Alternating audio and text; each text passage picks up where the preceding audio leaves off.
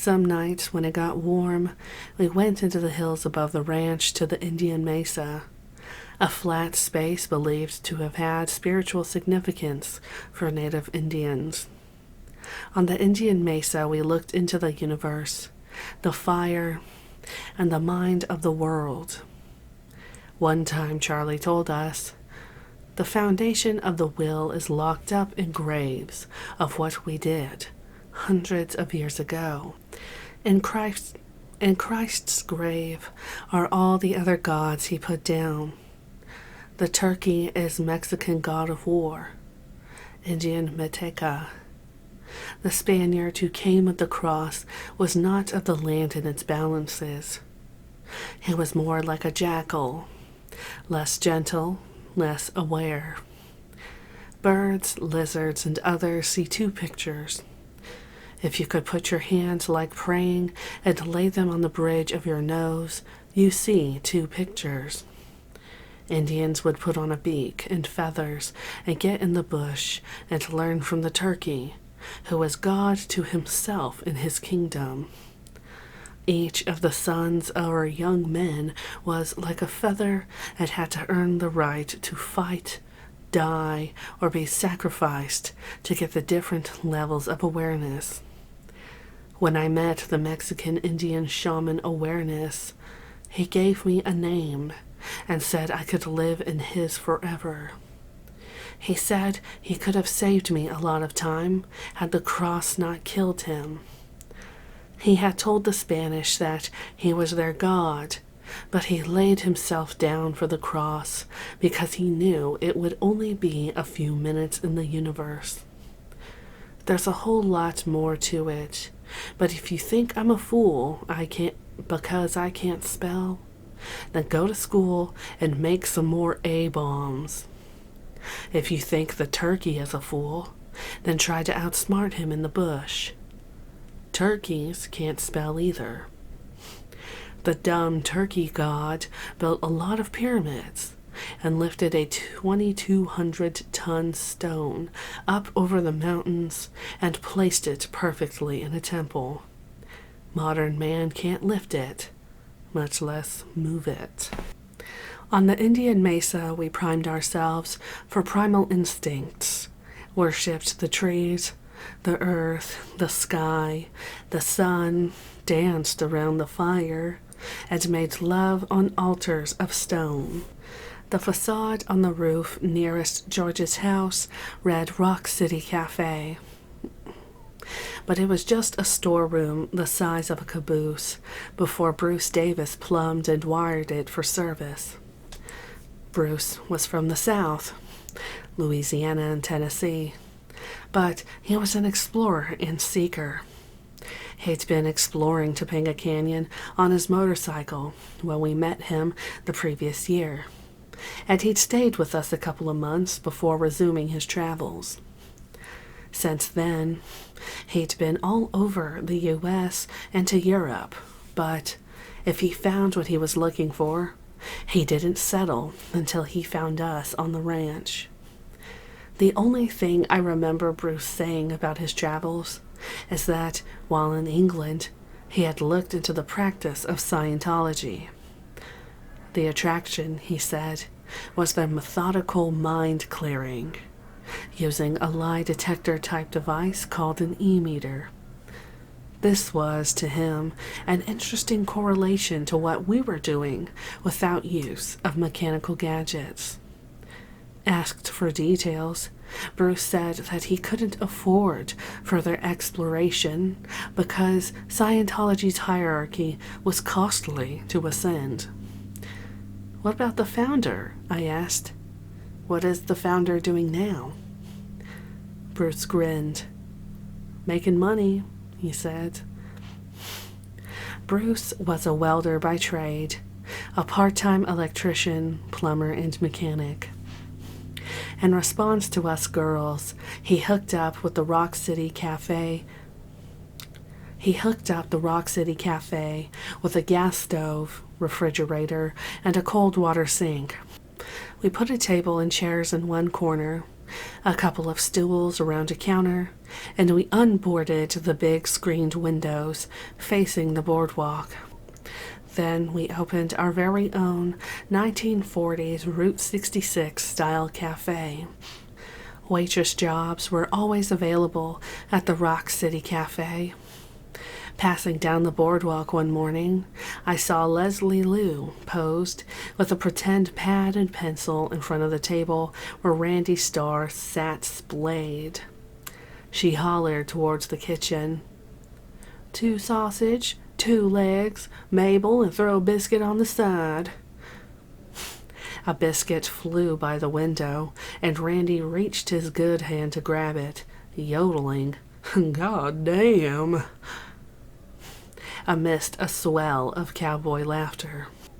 From then on, the cowboys chose to eat, smoke, and cuss in the cafe instead of in the house, and George was imperially pleased apart from the rabble.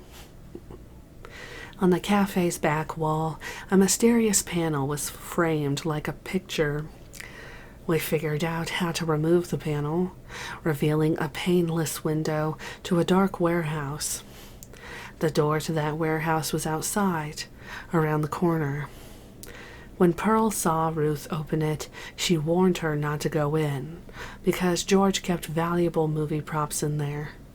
But George had already told Ruth about that when she asked him if we could use the very valuable bathtub, and he told her to go ahead. After clearing and cleaning, we could heat water on the stove inside the cafe and pass it through the window into the warehouse for warm baths. A cameraman arrived one day on behalf of Greg and Terry to film preliminary footage for the prospective movie.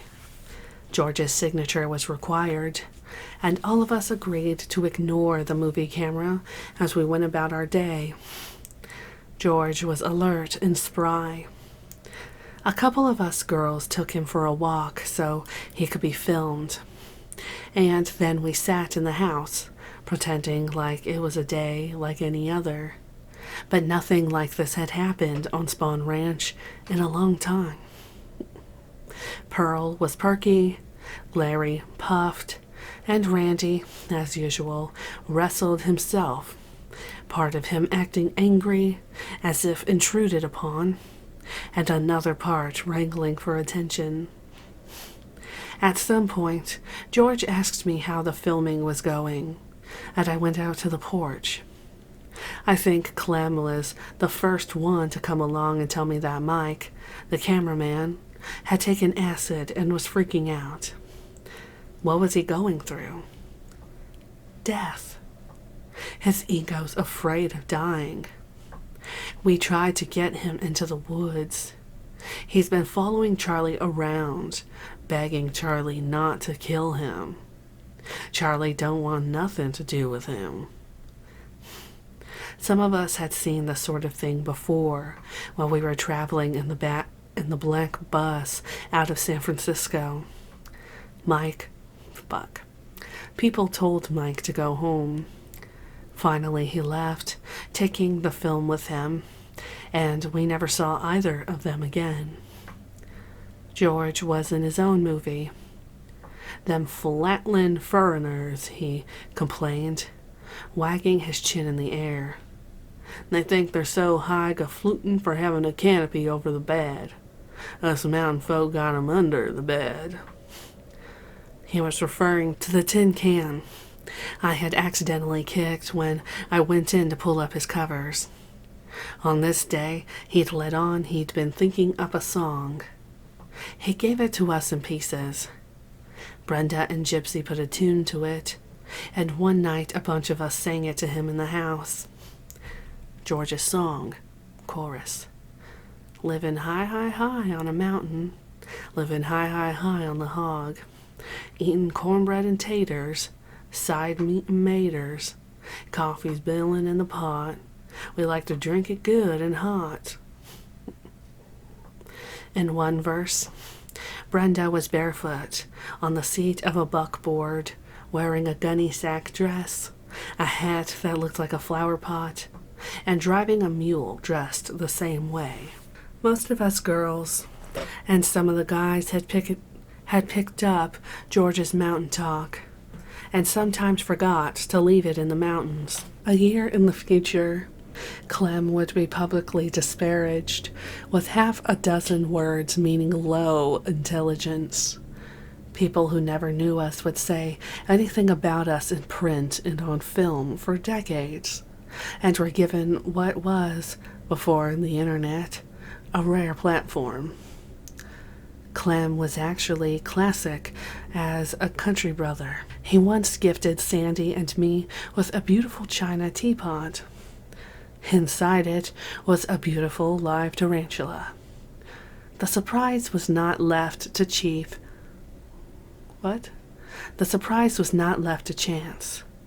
He stood by to supervise the discovery. Another time he woke Weesh and me, telling us to be still and just watch the snake he was putting into bed with us. His mischief and adept handling of creatures were parts of his charm. But Clem was no hick. Like Bobby, he came from a smart suburban family, and in some ways was a typical teenager, rejecting the past to form a world of his own. Like Sadie and Brenda, Clem would turn a question back at the questioner, or give pat answers as a way of reprogramming himself. In reply to, "How are you?" Clem would likely say perfect. If asked when his birthday was, he'd say, "Today." I understood his meanings and reasons, but his refusal to give a straight answer could be exasperating.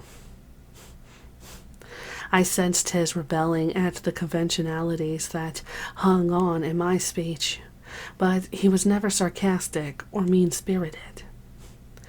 Clem. Sparkling, glimmering, eyes shimmering, no matter what the tests may be, we bear them joyously. My father's presence always in your heart, and all the tragedies and comedies of life. Nothing but dramas of ecstatic entertainment, hating and fighting with the screech. Each mosquito is an embodiment of someone's biting speech. Yes, it's true, man guides nature, though he pretends he doesn't know. The children know, and they nurture. Light and sunshine days. Yes, man guides nature in many ways. You are to reflect the divine image within your soul's dominion. You play whatever role he say, whether yea or nay in public opinion. See the soul's picture and the roles it's casting. As keen as your sheen would not to be seen, you're throbbing with life, forever you're lasting. No death, love knows time, is not real. Not the minute nor the hour. Your smile is on the hill, and the expression of a flower. Clem, California State Prison, circa 1973. Letter to Sandy. Snake's face displayed a little smile as she remembered Barbarella, a surreal movie of the early 1960s. She identified with the title character, and, by transference, with Jane Fonda, who played the role. I hadn't seen Barbarella. My references were from movies of the 30s or 40s. Sandy didn't relate much to actors or movies at all. I was never a fan of fame, and was too distracted to follow the plots of movies or TV shows. I noted things like good looks and sense of humor, but what impressed me were intellectual and artistic achievements, concert musicians, scientists and doctors, not mass culture celebrities. My older sister, Ginny, was paradoxically worldly and naive, and, like Snake, ethereal. Ginny had a tiny waist, a pretty face, pale blue eyes, and a brightness and curiosity that led her to excel in all of her classes. She won contests, was a song leader, was head of the student body, got lead roles in school plays, and by the time she graduated from high school, she had tried to kill herself 3 times. I looked up to Ginny, but the drama disgusted me, and I hated the way she drooled over the black and white photos of movie stars all over the walls of her room. The movie attraction for her had probably started with our parents. Our oldest sister was born in 1936, so she remembers undeveloped Tiger Tail Road in Brentwood. Daddy's mother lived at the top of the road, and the next house down belonged to his sister and her husband. They had chickens and horses, and their son kept a goat. The next house belonged to the actor, Henry Fonda, who was an avid gardener and grew prize-winning flowers. This knowledge was brought home to my aunt and uncle the first time Henry charged up the hill yelling, "You keep that goddamn goat out of my begonias." But harmony existed. The Fonda kids rode my aunt and uncle's horses, and my big sister, closer in age to Jane, got to swim in their pool. The Fondas moved from Tiger Tail Road when I was just 3, so I don't remember them or any but vague glimpses of grandmother. But I always loved the country for more than anything on TV or at the movies. Hollywood was big in my parents' world. Many films of the 30s and 40s showed sharp-witted, sharp dressers who smoked and drank a lot, and women who liked careers and men way more than kids. People emulated them. My mother was a non-professional actress. Gregory Peck and Dorothy McGuire had started the La Jolla Playhouse in San Diego, and my parents would drive there to act in the plays. My mother craved attention and organized community plays, fashion shows, and charity events to get it. On holidays and special occasions, she had us kids all perfectly dressed and photographed for the society page. But in private, she didn't know how to get attention except by venting her frustrations on us, often violently. We were a burden and took time out of her social world where she could be the wittiest and most attractive. We were living in the Rancho Santa Fe near the Bing Crosbys, described by my sister as another dysfunctional family, and we had a beach house in Del Mar. My father co-owned the tiny Del Mar airport and came into contact with a lot of celebrities, some of whom flew into the airport to go to the racetrack. He described the ventriloquist Edgar Bergen as a small, funny man who once deboarded his plane wearing a long coat belonging to his very tall pilot. Hidden beneath the coat for surprise effect was his dummy companion, Charlie McCarthy. Some entertainers who came through the airport also came to our house. Frankie Lane sang for my parents and their guests, such as Betty Grable, an actress and favorite pin-up girl for the soldiers during the war. She and the musician Harry James lived down the way from us, as did actor Pat O'Brien and his 8 kids. I think my mother felt very rich and important then, with plenty to gossip about. When I came along, it really threatened her lifestyle because I needed frequent hospitalizations. For her, that meant obligatory and time-consuming visits. My sister says, although my mother was big into parties, my father was not. She continued to go out, leaving Daddy and the maid to give me the only human care I got at home. We had moved from Rancho Santa Fe to Del Mar in 1949 when I was wrenched from my father. I was 5, but my sister was 13, and the memory for her is clear. One early morning, my mother came storming into the house with her brother. She told Daddy she was taking us kids. My uncle hit my father, who told my sister to run to the neighbors. She did and hid out, but my mother took Ginny and me to my mother's big house in Westwood. Bleak is not a strong enough word for how I felt. I wandered around grandmother's house stunned.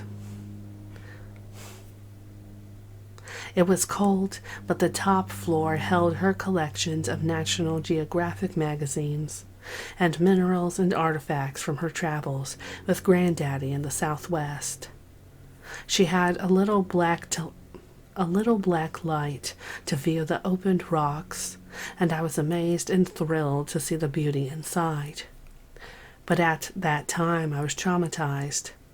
I feared my mother, and she was fearsome. She and her brother had virtually kidnapped Ginny and me, severing us from the only love and warmth we had.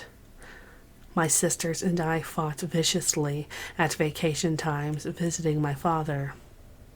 Ginny and I clawed each other's arms bloody over a seat next to him in a movie theater.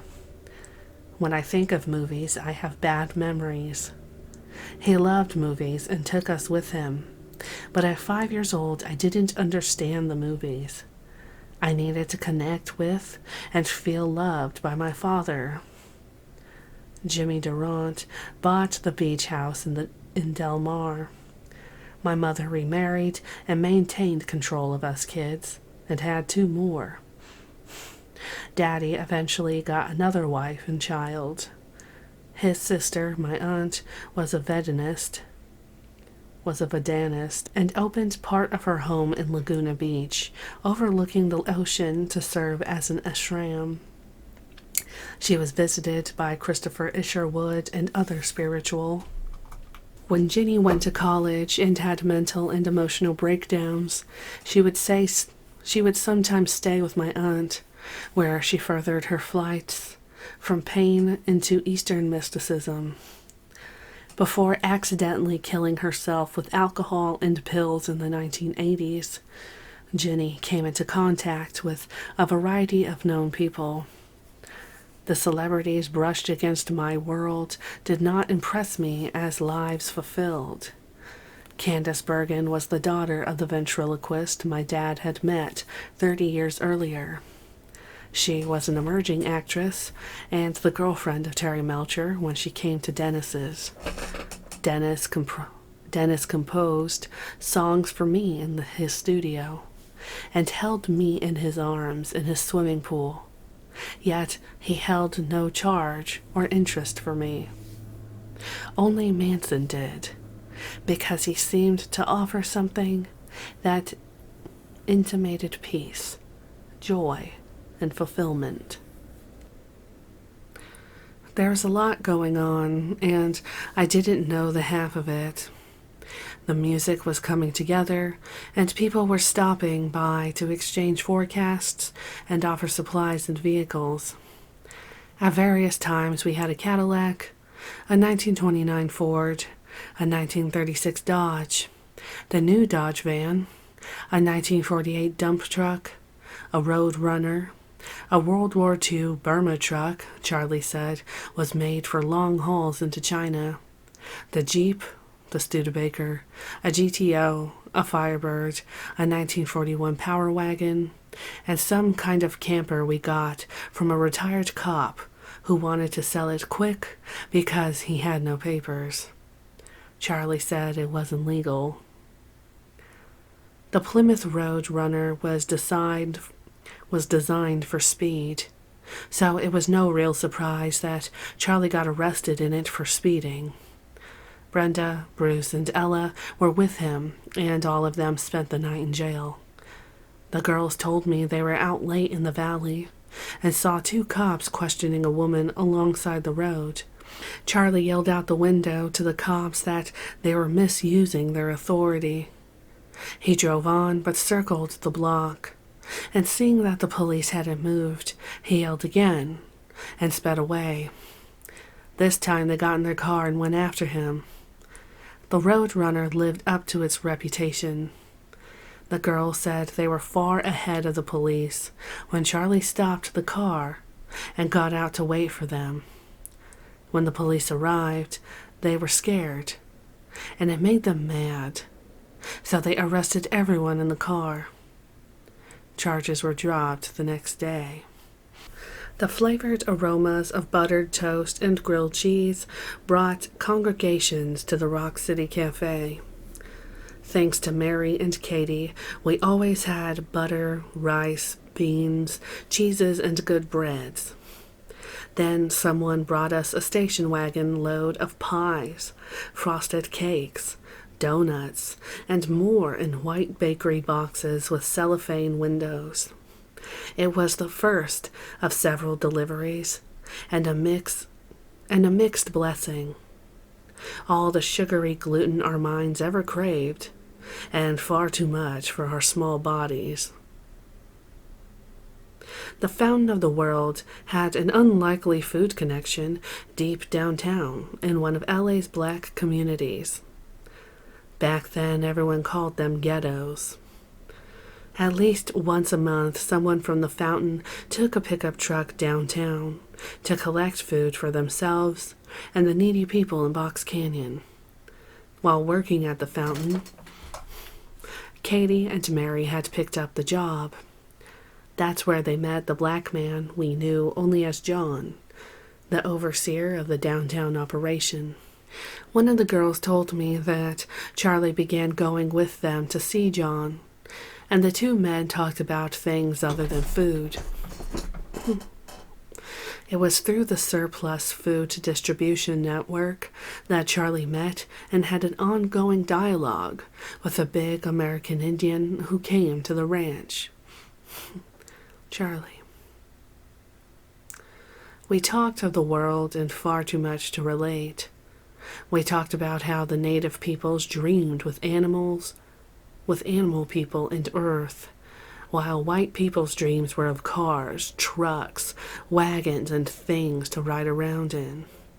He said he could see by all the cars and trucks I had that I had caught all of the white people's dreams. I said, yes, any car or truck you need. And he picked the little old German car that didn't even run, and I seen no way of ever putting it in working order. But he had a truck come to take it away. I even offered him the silver Roadrunner, and he wasn't interested. I told him I was an Indian once, in Scotland. He said I had a good heart, and left. Dune buggies were the way to go. That was the latest on desert transportation. Motorcycles could take us part way, but used less gas and were faster, but dune buggies were made for sand.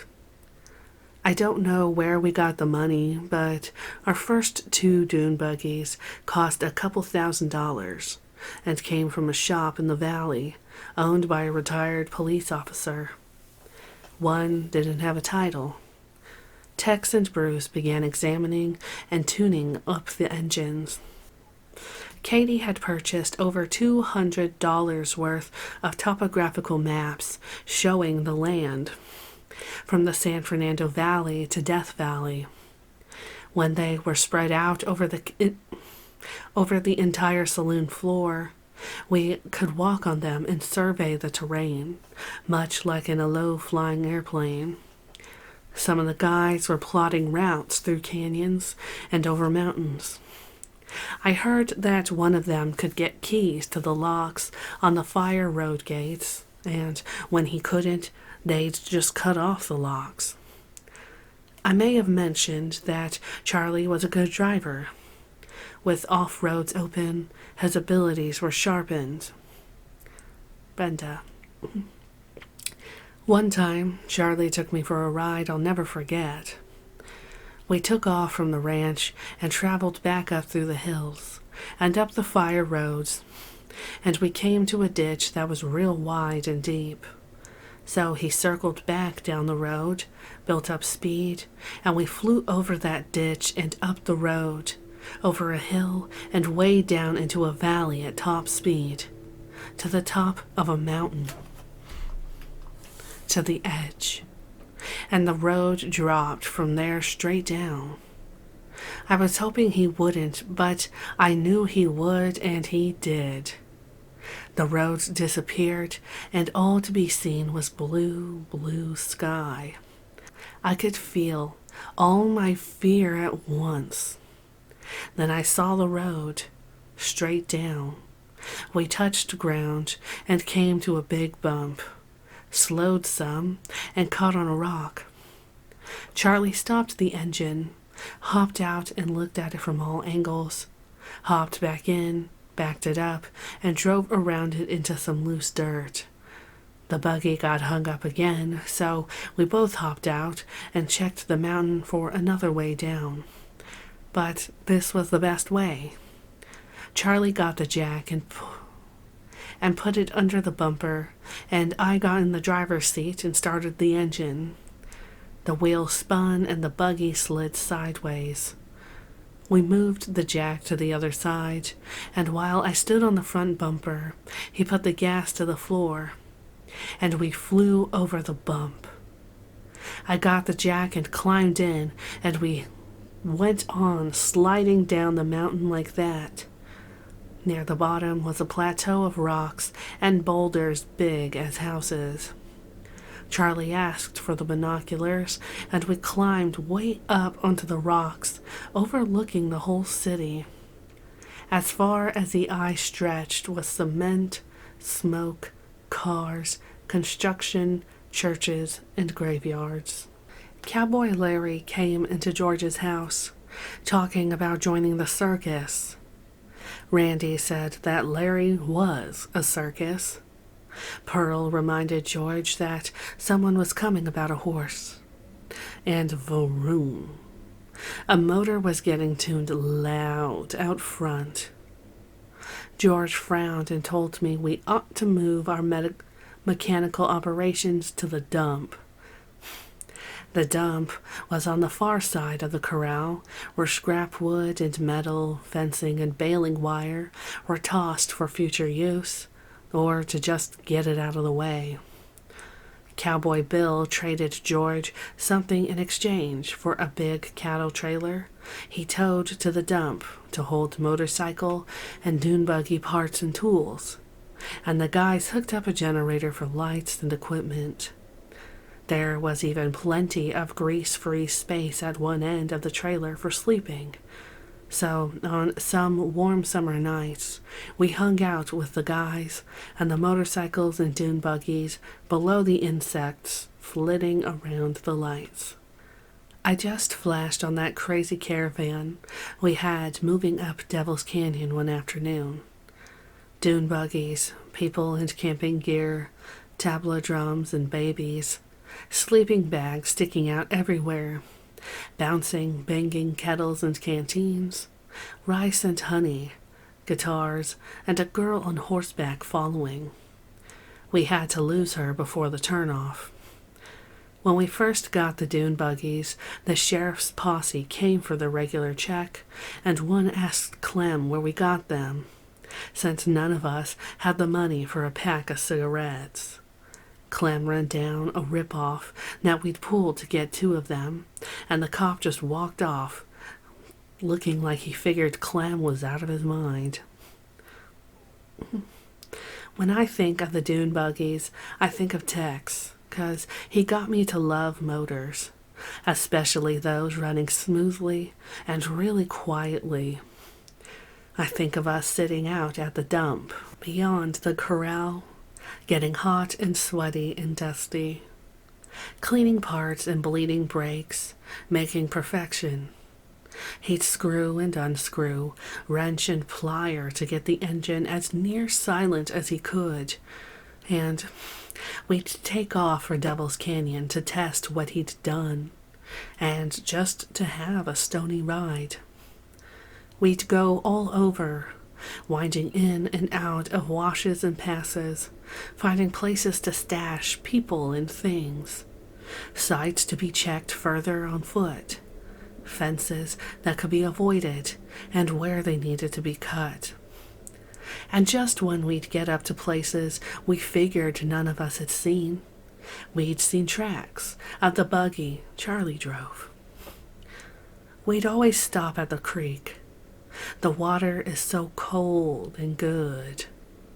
We'd get enough to drink and wash up some, and fill the canteens, 'cause Tex always kept the Devil's Canyon Creek water on his buggy. Usually he'd drive slow, looking all around, being as noiseless as he could. But times he'd cut loose to see what the machine could do, gunning it around curves and hitting the water as if it weren't there, sending it spraying over our faces, and the mud would splatter on our feet and legs, and I'd sit there and relax and laugh with that crazy motherfucker, 'cause he was crazy as could be, racing himself, all excited, a real rehearsal for a future flight. We were both so dead in our heads that we were flying. If the buggy had hit a tree head on, we would have just kept on going and didn't care a bit. Tex said the dune buggy drove itself, and it wasn't going to do itself any harm. He'd zoom off the road and go nearly straight down either side of it. Damn. Those rides were so insane. I can laugh thinking about them, especially Tex and his laugh. He could go anywhere. Letter from Sybil Brand Institute, Women's LA Country Jail. How else did you think I could talk to you except through the music? C. Manson, Song, 1969. Charlie had been urging Greg Jacobson to arrange the meeting with Terry Melcher, not because he wanted a recording contract. He had walked away from contracts. But because we went to the desert, we wanted to leave behind a message. But because when we went to the desert, we wanted to leave behind a message. The cattle trailer at the dump was a rust-colored hulk that served as a place to hang out, play music, smoke pot, sleep, and probably make love. There was a raven that hung around the dump. I had a band-aid on my foot that the raven kept dexterously peeling off. He also stole cigarettes from shirt pockets. The dump was one gathering place where Terry Melcher and Greg Jacobson came to hear us sing.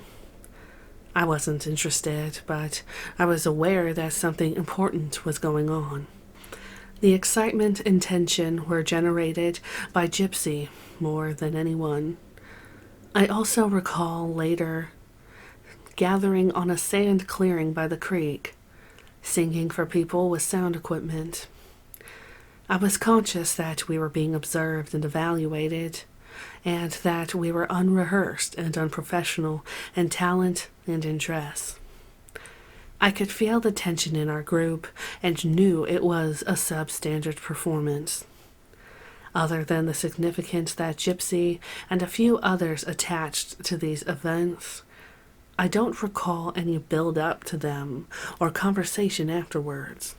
There exists a fuzzy photo of Charlie by the boardwalk with the raven on his forearm. I believe Pearl took it. He's wearing his embroidered vest and an oddly cocked brown felt hat, and his upper lip is swollen, cut by a shard of wood that splintered off of some project he was working on. The raven was a wonder to him, and he spent a lot of time with it. He said it was the smartest bird he'd ever seen. That bird got into my head as if I was part of it. I didn't want it to be raised dependent on humans, so I would take it far away and let it go. I'd drive miles back to the ranch, and that bird would be sitting there. Part of me wanted to keep it, but I wanted it to be free from humans, because I wanted to be free from them also. You've got to be careful for the wildlife. If you make friends with them, they run to other humans who are not friends. The raven flew to land on a guy's shoulder as he thought Alfred Hitchcock's Bird movie was after him. He almost knocked the bird's head off before I got between them. Randy Starr's heavy bullwhip came from behind me and, with a startling crack, splintered a corner of the barn. Turning, I saw in his eyes a wish that it could have been me. Randy was jealous of the attention we were getting. Greg Jacobson was still advocating for recording and filming us, but said that a scuffle between Randy and Charlie had unnerved Terry Melcher. Apparently, on Terry's last visit, Randy had came out of his trailer, blustering drunk with a gun. Charlie got mad, rushed Randy, struck or kicked him, took the gun away, and told him to never draw a gun on him again. The confrontation had made Terry nervous, and he didn't want to come back to the ranch. A bunch of us took a ride in the bus across the valley to the hog farm because Charlie wanted to talk to Snake's parents. One of the girls had found her sitting beside George, saying something like, "Walt Disney died for us." Afterward, George sounded concerned. He told me, "There's something wrong with that girl." The hog farm was on steep, uneven ground. Rough corrals didn't enclose hogs or any animals, only muddy dirt clods. One building was open, and people were around, but I don't remember anyone there to greet us. A birthday party had been celebrated. Curled ribbons and plates smeared with cake frosting remained on the table. A few people and kids were involved in a game of tag. Other adults were scattered, and those we talked to appeared to have taken something psychedelic. Snake's parents were not at the farm, and there was no word of where or when we could reach them. Wavy Gravy was not there either. The hog farm was famous in the hippie world. It was formed by a coalition of people, including the tongue-in-cheek sage known as Wavy Gravy. According to hippies, Wavy had a lot going for him. He got along with everybody, and lived his life by wisdom and whimsy. Beyond some interests and understandings, we didn't have much in common with the hog farm people we met. They got high and embraced a childlike state of being, but their child selves seemed stuck in replays of an idealized past. I don't know if Snake would have fit in, but she didn't want to go there. When we got into the bus to leave, Charlie went to a window and let loose a sound. Charlie. The song I sang that night? From the new baby to the old man and death and beyond. Music hooks up all we don't understand. It is a universe on a level all its own. There are awarenesses hidden within sound, just like programs within your computer. I sang the crucifixion, the music of suffering, dying, birth. And the big circle of people froze and freaked out. The fear was so heavy I left voluntarily. It was not me in there, but them in Reflexion. Some people who say love keep it a weak baby pissing on itself. How many times must I face all the deaths of a world's fear of life? If no one hears my song, it's okay, because only one could hear it anyway. Ain't no me, you, or they in it. One earth for itself and survival of the world. Charles Manson, number B-33920, letter from prison. Summer heat and a plague of flies near the horses browbeat our love of nature. But the flies settled down with the sun, and the night air resuscitated scents and sounds from the amphitheatrical hills. We spent a lot of our nights outdoors.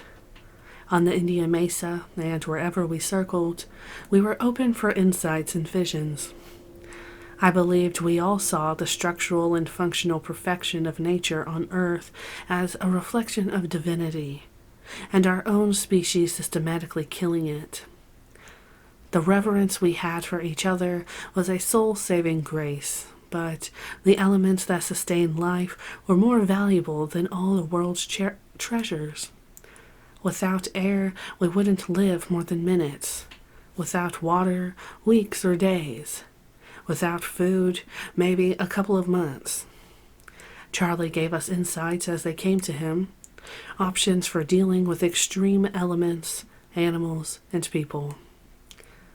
One moonless night, while walking from the farmhouse, Brenda felt a heavy creature with claws drop onto her shoulders from an overhanging tree. She said it screamed and bolted off of her towards the creek, but she never knew what it was. We heard screams in the woods. George said that when it's extremely dry, a mountain lion or bobcat might come down to drink. He said they'd been known to attack, especially a she-cat with cubs, but it hadn't happened to anyone he knew. George was particularly fond of Brenda. I told him we would be careful, and I asked him not to tell Randy, because Randy would like an excuse to kill something. Charlie had seen desert water holes where each type of wildlife came to drink. He said, "There's an order to this procession. The burro only sees one wolf. There may be 30 wolves, but the burro sees only one. That's the one that will eat him if he falls. And the wolf only sees the burro that will kick his head off if he gets too close." He said he met each animal on its level, eyed down its fears, and was open to seeing into it as if he lived in it. "Snakes," he said, "see and hear by vibration. A snake is everything he sees. When you walk up on a snake, you're walking into his mind." Brenda said she and other kids used to play in a field full of rattlesnakes, and none of them got bit. Charlie said, "All snakes don't bite, but all the snakes know reflections of the self." Tex later revealed he'd seen Charlie in the desert glide through a gully full of rattlesnakes, touching them gently on the tails. Snake, the girl, seldom came to the front of the ranch during the day, so I didn't keep up with her mental condition. Her father came in response to the message we left at the hog farm, but he didn't want to come inside. He stood in the yard talking to Charlie, and afterward we learned that Snake's parents were no longer a couple.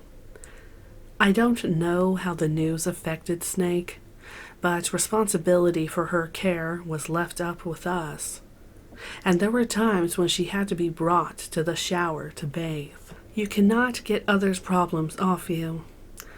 You must learn to be free with them, as if you had 8 legs and 32 arms, and they keep getting in the way of each other until you learn to deal with them as if they were part of a bigger self that you surely are as you grow.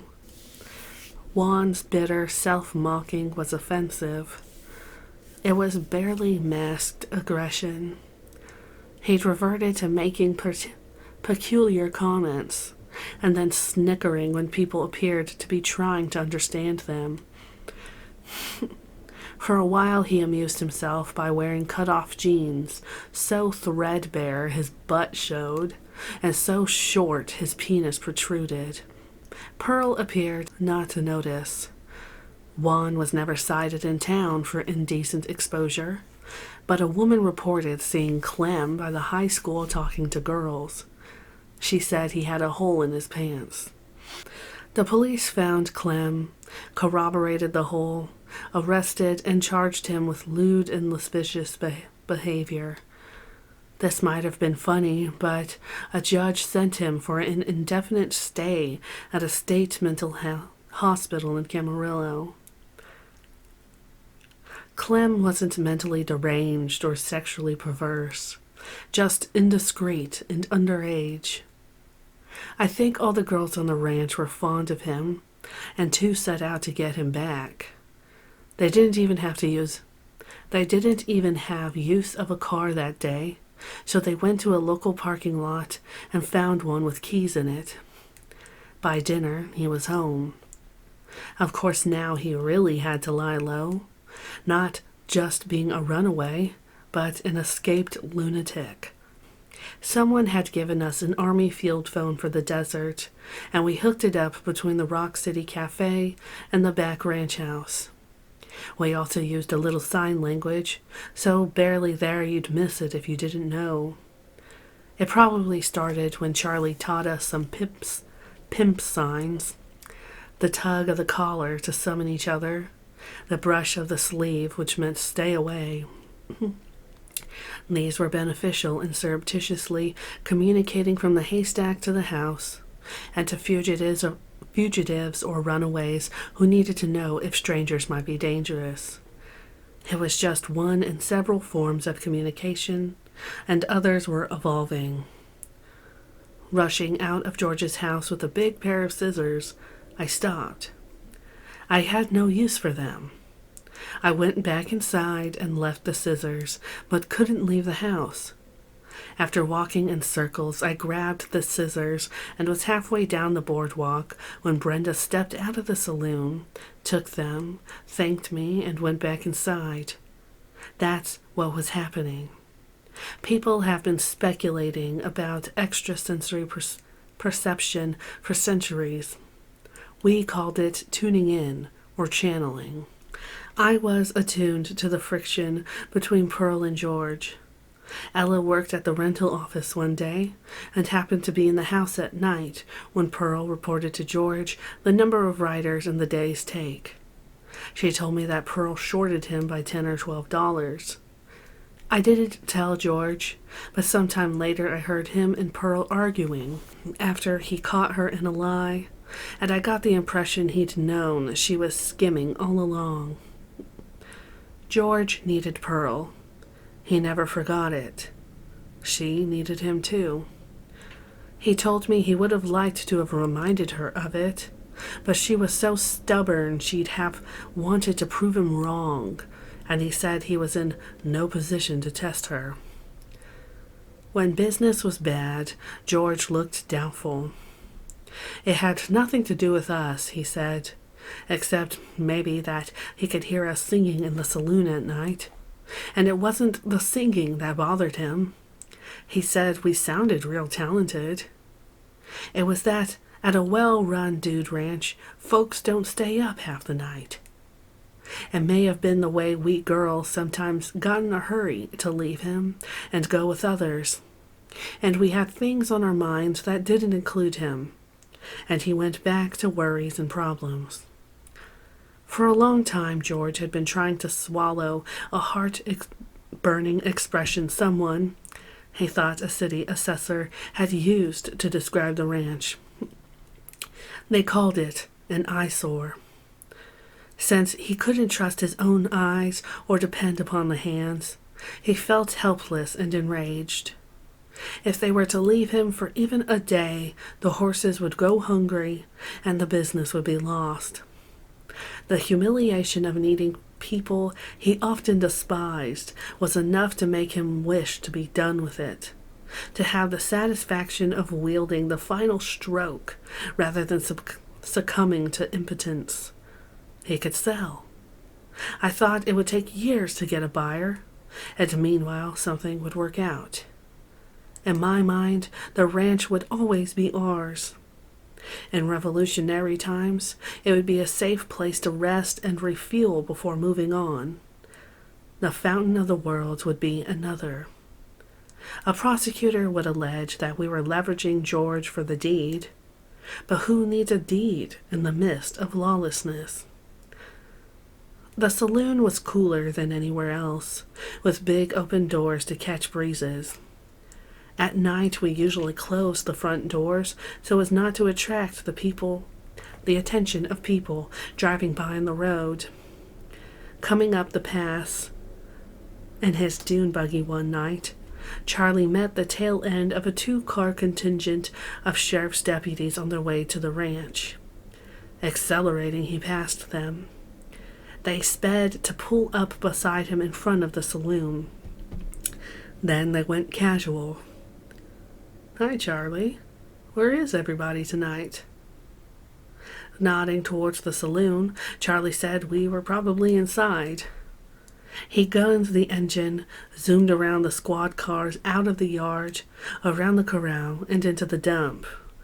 The sheriffs followed, but while they were cautiously tripping through baling wire with their flashlights, he had abandoned the buggy and was running across the corral back to the saloon where he warned us, and someone got on the field phone to the kids at the back.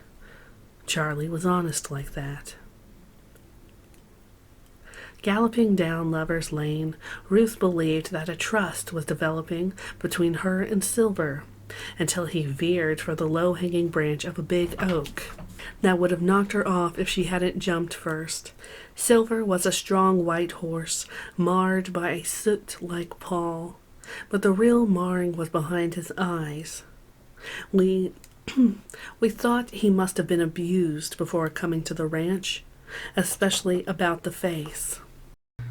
Silver had a brown eye and a blue eye, the blue one having a dart hole pupil that made him look unearthly. He was never rented to customers, but they could see him when he held his head over a gate near the saddling yard, and some were attracted by his different colored eyes. Pearl said that people had no business going back there, but some did, especially those who hadn't been around horses much and wanted to cool their fears or impress their companions. Silver seemed to anticipate these people. He awaited their touch on his muscle, neck, or forehead before he lunged. Then, as their faces fell and they screamed or cursed, struggling to wrench their arms or shoulders from his teeth, Silver jerked back his head defiantly, as if expecting, even relishing reprisal. He was a lawsuit on hooves. I only saw one lawsuit coming, and it wasn't Silver's doing. Johnny Schwartz kept an untrained German shepherd on a choke chain attached to the bottom of his trailer. I think he got it to guard his possessions. I never saw him pet it or heard him call it by name. When we objected, he just put it on a longer chain that stretched taut as the dog ran frantically side to side, barking at people almost continually. It was not a mean dog, but agitated, fearful, and totally out of control. One day, John's dog got loose and ran all over the front of the ranch. Down by the rental office, Pearl and I had just watched a big-bellied man haul himself into the saddle of one of the tallest horses. The berserk dog ran up to the horse, barking, and the horse got dancy. The man, who claimed to be an experienced rider, grabbed the reins to catch his balance. The taut reins brought the horse to its hind legs, tossing the man backward, causing him to pull harder, and the horse to rise higher. At the pinnacle, both horse and rider struggled for balance, and the poor animal, with its mouth stretched open and terror in its eyes, fell straight back on top of the man. Only a few yards away, I saw the man's expression. I saw the man's stomach squash outward like a tomato, and I broke into a cold sweat. I was sure he was dead. The horse squirmed, rolled, and stood, and to my astonishment, so did the man. Pearl ran up to take the reins, her face drained of color. She told the man to sit on the office bench. He was badly shaken. He said no, while jerking unsteadily toward his car. He seemed angry, maybe to cover his fear. Pearl wanted to call an ambulance, but the man said no. Angry. That's all. Just no.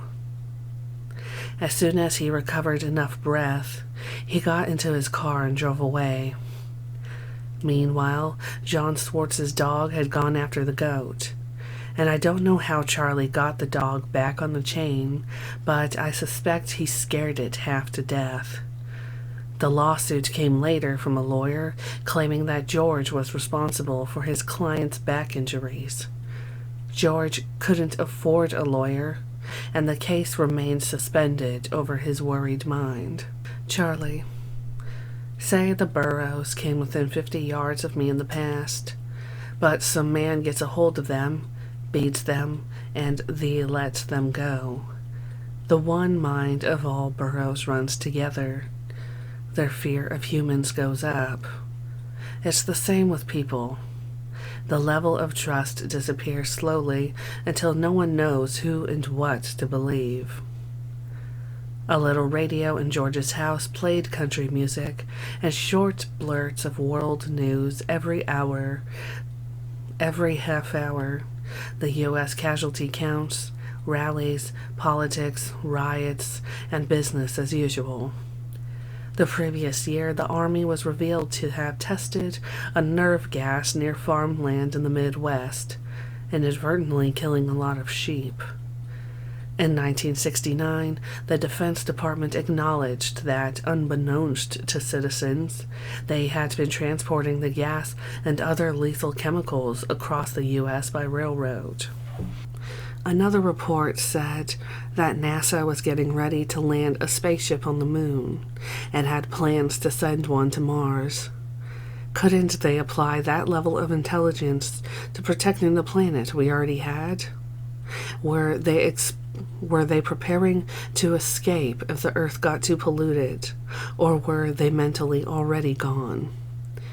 Katie, if people could trash this planet, they'd do the same to another one. Patricia Krenwinkel, circa 1973, letter from prison. Leslie, I love this Earth. I guess some folks see another planet as exciting and a new beginning. Not me. Ain't nothing could be as pretty as the way this land must have first looked before we started killing it with progress. Leslie Van Houten, circa 1973, letter from prison. Some of the public were campaigning to give the land back to the Indians. Charlie said, "You gonna shit on a plate and act like you're serving a good thing? I'll tell you like the Indian told me. I don't want it. Clean it up and I may change my mind." A few months later, amalgamated tribes under the banner of the American Indian Movement would move onto Alcatraz Island in San Francisco Bay, an encampment that would last nearly 18 months. The island had been abandoned since the federal prison was closed, and the government listed it as surplus property. But it was not the Indians' intention to steal it. They would offer the government $24 in glass beads and red cloth as payment, a recompense historically alleged to have been paid to early American Indians for the New York island of Manhattan. There were hundreds of encampments back then unaligned with the established hierarchy, gatherings of people who grew up hearing about God, country, honesty, loyalty, and honor, of dying for one's beliefs, and then watched those words merchandised into meaninglessness. Who could we trust when, for decades, political and business leaders had been dealing the Earth's resources for personal profit, leaving nothing but plastic and chemical concoctions that cannot recycle back into it? Some of their creations will lay like slime on the soil, and the water, and in our own bodies for longer than we live. And some will kill not only us, but future generations. The progression of consequences did not require scientific study. As land, air, and water became more polluted, more people would be sick, and more would go crazy without knowing why. Wouldn't the world's militaries naturally protect our planet? The armies for the land, navies for oceans and air guards? Instead, they were part of a long chain of command owned and operated by corporate earth eaters. Of all the influences in my life, Charlie and LSD stand out. But TV programming was at the beginning, and lasted more than 10 years. That's all anybody is. A long reel of tape, TV, movies, past experiences, until you stop, turn around, and start new thought, new time, new reason. All minds are held together with reason, cause, purpose. The Godhead is like a room, and you can only get out of it what you put there. Life, love, trust, faith are just sounds. Without truth, it's only change for $1, or what time is it, or meaningless garbage. Feeling in truth makes majesty. We must find a way to make the words real again. That was the year George got a stomach sickness he took hard. Brenda, Ruth, and I took turns sleeping in the big stuffed chair in his house, one of us in the house at all times, to put cool cloths on his face, neck, and chest, and get anything he asked for. He refused a doctor. For 3 nights and days he was nearly delirious with fever, but managed repeatedly to lean from his bed over a big tin can to disgorge the sparse remains from his spastic stomach. Afterwards, he rinsed his mouth, wiped his face, and fell on his side, exhausted. Sometimes, when we folded the sheet or blanket over him, he gently patted our hands. On the 3rd day, he asked us to prepare warm water in his washpan and lay out a clean set of pajamas and undershorts before we left his room. On the 4th day, he asked us for tomato juice. Then we knew he was on his way to being well. For months afterward, George talked about our care of him as though we had done a great thing. And our youthful invulnerability we didn't fully understand. I think that Ruth met herself in Sherry, both long-legged teenagers drawn to horses and motorcycles.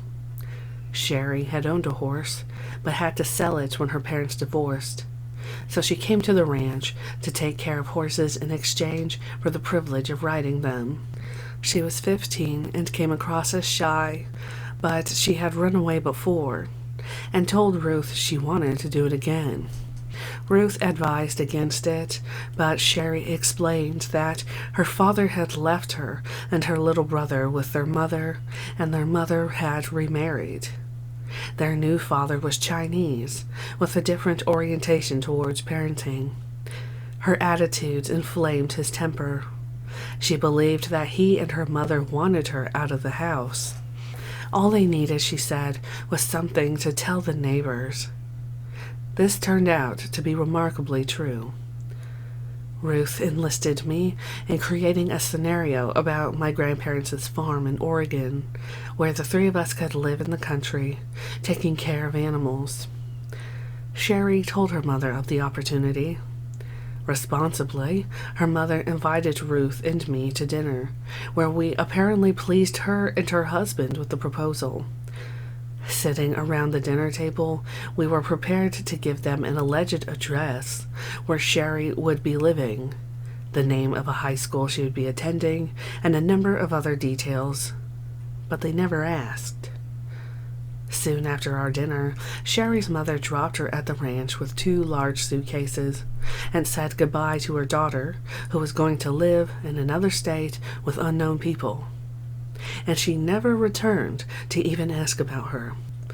Cappy's mother had so severely spooked her in trying to kill her spirit that it's a wonder she could trust any other woman.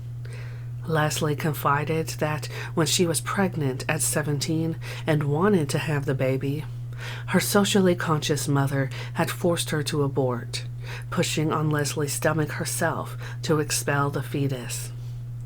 Sandy. My mother didn't have a maternal bone in her body. On my first day of kindergarten, she dropped me off at school and drove away. If she stayed long enough to see that I found the right classroom, she would have seen that the school wasn't even open. She had brought me on the wrong day. A policeman found me wandering around, totally disoriented and crying hysterically. I think that I began to feel the tensions of my parents' relationship even before I was born, and later to show the extreme physical effects of a child who has formed no attachment with the mother. Mostly, it played out in respiratory issues. In infancy, I had 2 tracheotomies, and in childhood, countless painful exploratory procedures. Doctors back then did not know much about the correlation between parental neglect and abuse and childhood and adult illness. I was in and out of the hospital in oxygen tents. When I was 10, a surgeon removed most of my right lung. I still wonder if that was really necessary. Charlie, you are a woman. Whatever that is or is not is of little difference for the man. Woman games set by queens that destroyed their kings and kings that played their own parts poorly, reflecting self-destruction into the mirrors of their own wives, daughters, mothers, and children. If woman don't hold herself in love for herself, the children won't reflect her in love, and that is what falls hard on the earth, because that is what woman is. Pearl was almost always professionally polite, enthused when we girls talked about costumes. She told about her own costumes while working in a circus, and of her days as a dance hall girl for bit parts in old movies. She had a class of voice and manner like movie characters of the 30s and 40s. You could see she used to be pretty. I found out she used to be George's lover, too, but got old and seemed to hate even the thought of it. So she treated him like a guilty memory, tugging him around by the sleeve of his coat instead of his hand, and running him into doors and other things. George didn't speak of it. When Pearl brought him back from dinner with a scrape or a scratch, he said he had caught his sleeve on something and brushed off further concern about it. But when he came home one night with a bleeding gash on his forehead, a few of us girls conspired to get an invitation to go with them. We took turns going, sitting in the truck between George and Pearl, serving as mediators when the tension got jagged. Neither of them wished to be thought impolite. All the tables in cowboy restaurants were varnished, wagon wheels were on display. We moved light conversation and made sure that George had a cloth napkin to tuck under his chin. He always urged us to order more food, worried that we'd get puny. After the meal, while Pearl paid the tab with George's money, he quietly consulted us to be sure he had no spots of food on his coat or tie. One time he had run into an old business associate, and after a fine conversation, had returned home to feel food on his tie. He was still mortified. In the fluorescently lit supermarkets, while Pearl scurried to fill her list, George stood straight and tall, holding the handle of the shopping cart. Pearl pulled the cart from the front, and he marched behind, sometimes picking up his large feet higher than was necessary, much like a horse. And, two, like a horse, when Pearl pulled the cart too suddenly or stopped too abruptly, George's head jerked back in a start. If he bumped into anyone or they bumped into him, he apologized promptly, never meekly, but as a gentleman. But when his mind was elsewhere, or he and Pearl were at odds, a scrape with someone made him look furious, frustrated, and humiliated. When Pearl got busy and left George standing by himself, he marked time, slowly shifting his weight from one foot to the other. One night, as I returned to the cart with a sack of potatoes, I saw him from a distance, looking completely out of place, a fine old tree in artificial light, surrounded by tin and plastic. After watching him get bumped by and show deference to an overfed stranger in curlers, I dropped the potatoes in the cart, put my arm through his, and we went to find Pearl. Like this, we often strolled the supermarket aisles, me telling him whatever the sounds didn't say, and he, in a low voice, chuckling and talking mountain talk. He said he once got mixed up and took hold of some other lady's cart. I told him not to worry what people thought because a lot of those bulldozers on legs had eyes and didn't use them. I could tell he blamed Pearl. They could have filled a barn with the grudges they had stacked up between them, but their arguments were a part of George's world, and despite the frequent friction, they were beholden to each other in ways I didn't know. Pearl was, on occasion, gracious or feisty, depending on how badly she wanted to get home. She appreciated our help, and sometimes even treated us like kin. She never mentioned having a husband or kids of her own. Frank Retz braked his pale yellow Lincoln Continental at George's porch and stepped into the sun, frowning. He was about 60, bald, under a flat gold cap, and stood rigidly erect about an inch shorter than me. Not many rich people came to Spawn's ranch. I thought rich because of the car and his clothes. A smooth polo shirt tucked into Bermuda shorts, showing tanned athletic legs. I went inside to tell George, but George was expecting him. He stood, extending his hand, when he heard Frank come into the house. I'd never seen him do that before. Frank had a thick German accent and didn't bother with small talk. George introduced me to him as one of the good little gals who give me some help around the place. Frank begrudged me a grunt before asking George if there was some place they could talk in private. Apologetically, George offered his room. Frank eyed me as he shut the door. George told me later that Frank was gruff because he was a very busy man and only stopped by on business. I felt that George didn't want to lie to me, but in keeping Frank's confidence, he didn't want to disclose too much. I kept my wonderings to myself, but soon George told me that Frank had a lot of wealthy German-American friends who were looking to build a German club. Here? I asked. Maybe, he conceded. You wouldn't sell the ranch, would you? I haven't decided one way or another, he told me. One Saturday, German Frank arrived, wearing knee-high riding boots.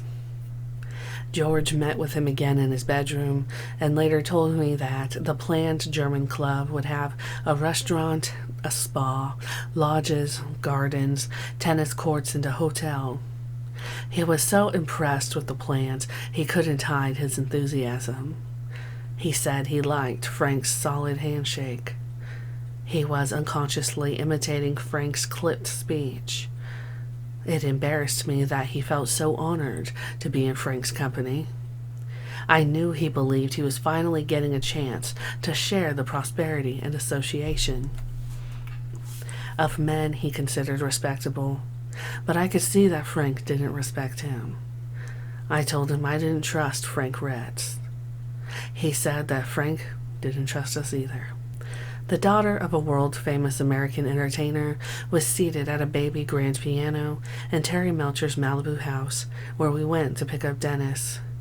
She was in her 20s, pale and petite, with a bubble of platinum hair that flipped up at her shoulders, and a black evening mini dress featuring high, pointed breast cones and plenty of leg. I was starstruck. Her father was one of the first voices I'd heard from my parents' radio before we saw him on our first TV. Passing the piano, I tried not to stare, but Dina Martin didn't even glance at us.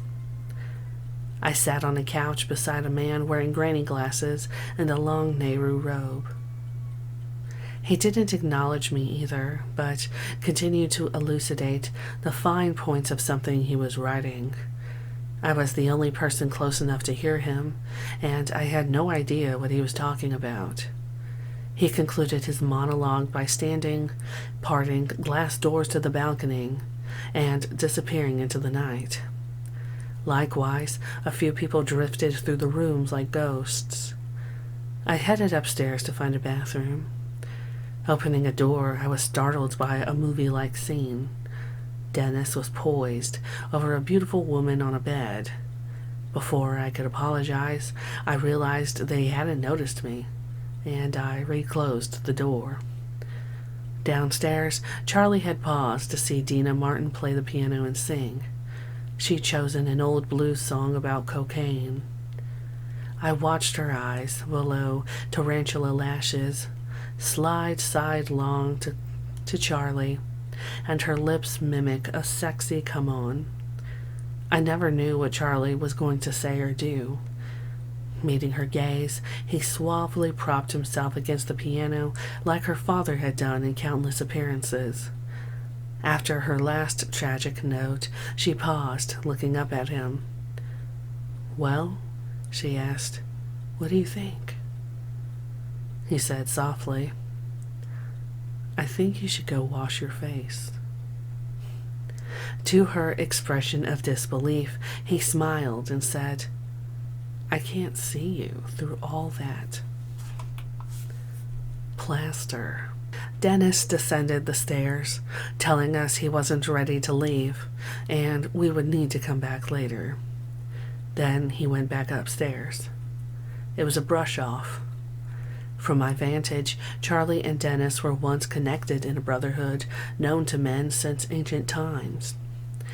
There was love and honor between them, and then it was gone. We left Terry's house and didn't come back. If Charlie had wanted a recording contract, he could have been more restrained. I once heard him answer Dennis by saying, "How do I feel? I feel that you can't spend 500 years fucking up the earth, air, and water, then pay a Hindu to get you to forget it." Being near or just seeing Charlie gave me a sense of being in the right place at the right time. I always latched onto the upbeat and humorous things he said, but one night he stopped mid-sentence, as though snagged on a nagging thought.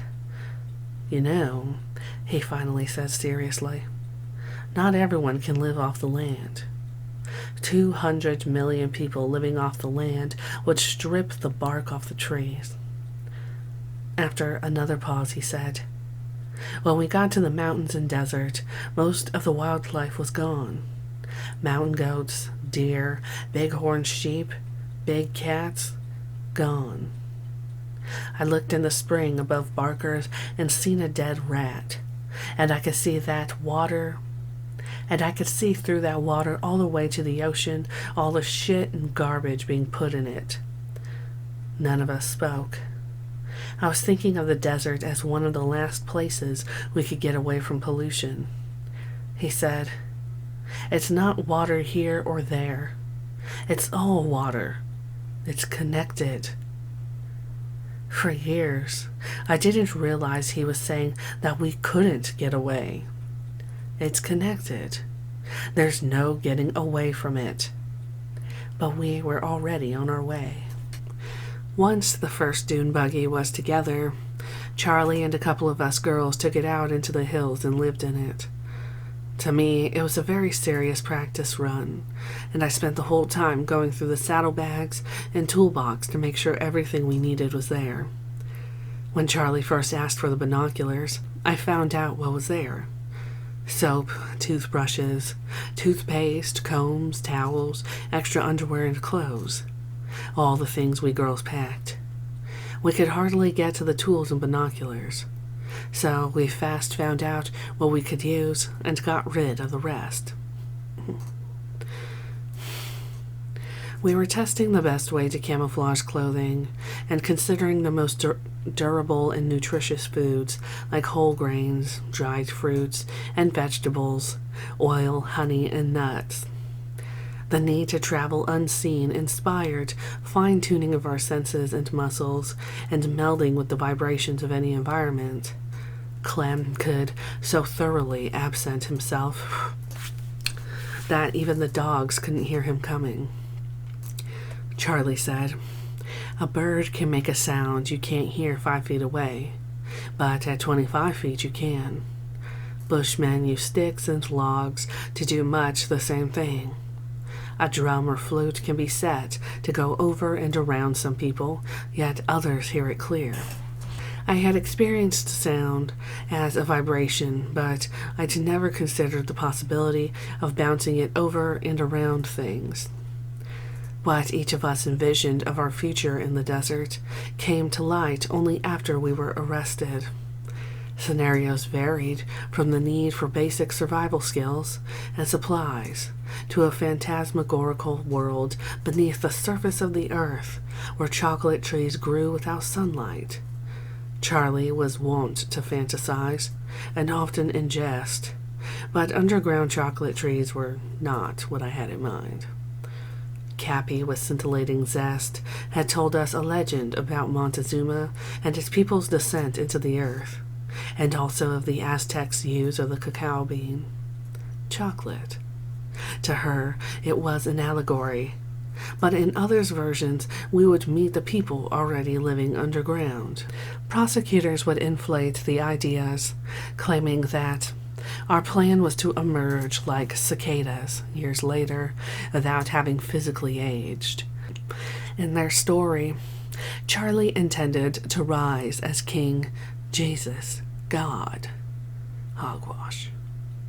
Charlie was looking at underground tunnels and caves to hide from the insane people who would destroy their own planet in pursuit of gold and oil.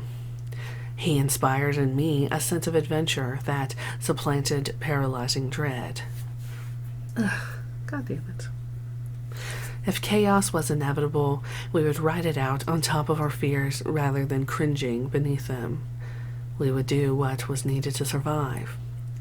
Pearl got a phone call from her former ranch hand, Shorty Shea, as she was strangely nervous telling George about the call. Shorty would be coming to visit, she said, with his new bride, a showgirl he'd met in Las Vegas, where he was working as a bouncer. Pearl didn't know how long Shorty had known the girl, but he hadn't mentioned anything to her about marriage before. The couple arrived late one afternoon. There was a lot of rushing and blushing on Pearl's part as she got George into the passenger seat of her truck, and they all went out for dinner. They didn't return until after dark. Then, in the shallow light from the bunkhouse, before their departure, Shorty introduced his wife all around. The following morning, George whispered to me, "Did you see Black Boot? Oh my God. Did you see Black Beauty?" She was a smiling black woman in a wig, and everyone was cordial with her. But Shorty seemed to be showing off an exaggerated notion of his own magnanimity. In other words, it was all about him. My opinion may have been tainted by George's view of Shorty as a swaggering braggart, but George wasn't hateful and didn't elaborate on the subject. In my teens, I'd come to think that all black people needed help.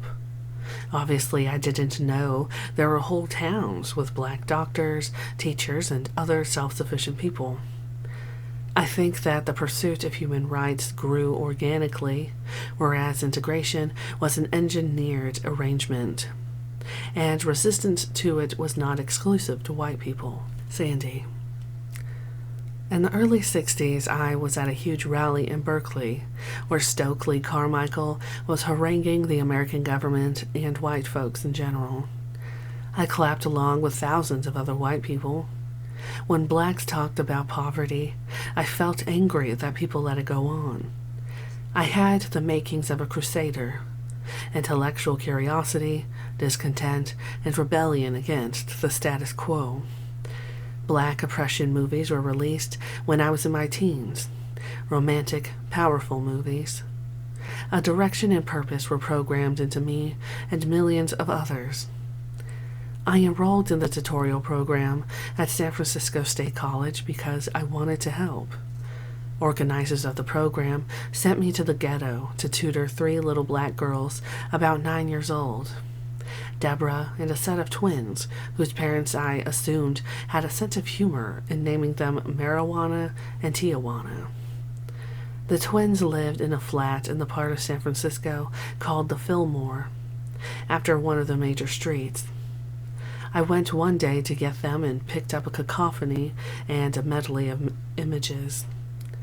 The twins were among several children playing around 2 central features in the room: the mother and a big table covered with the remains of breakfast, dishes, boxes of cereal, ketchup, ashtrays, packets of cigarettes, and, since the mom was doing the kids' hair, an area of the table was cleared off for combs, rubber bands, ribbons, and rag strips.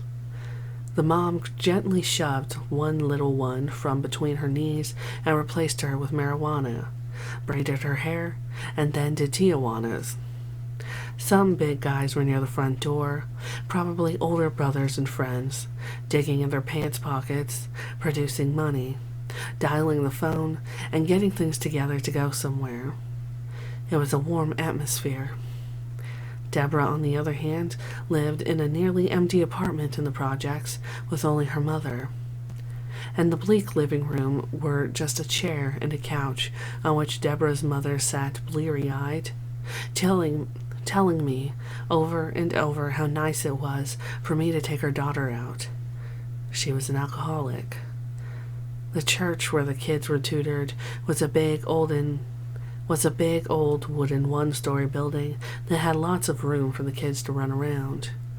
The coordinator of the tutorial program, a black guy in his 20s, was brotherly to the kids, and the black women tutors were motherly. I felt awkward.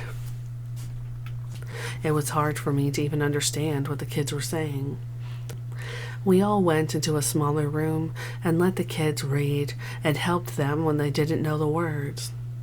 The books had pictures of white children. One day, after a tutoring session, we were all standing around the big room, and the children were playing. I said that we should get books that pictured black people instead of white people.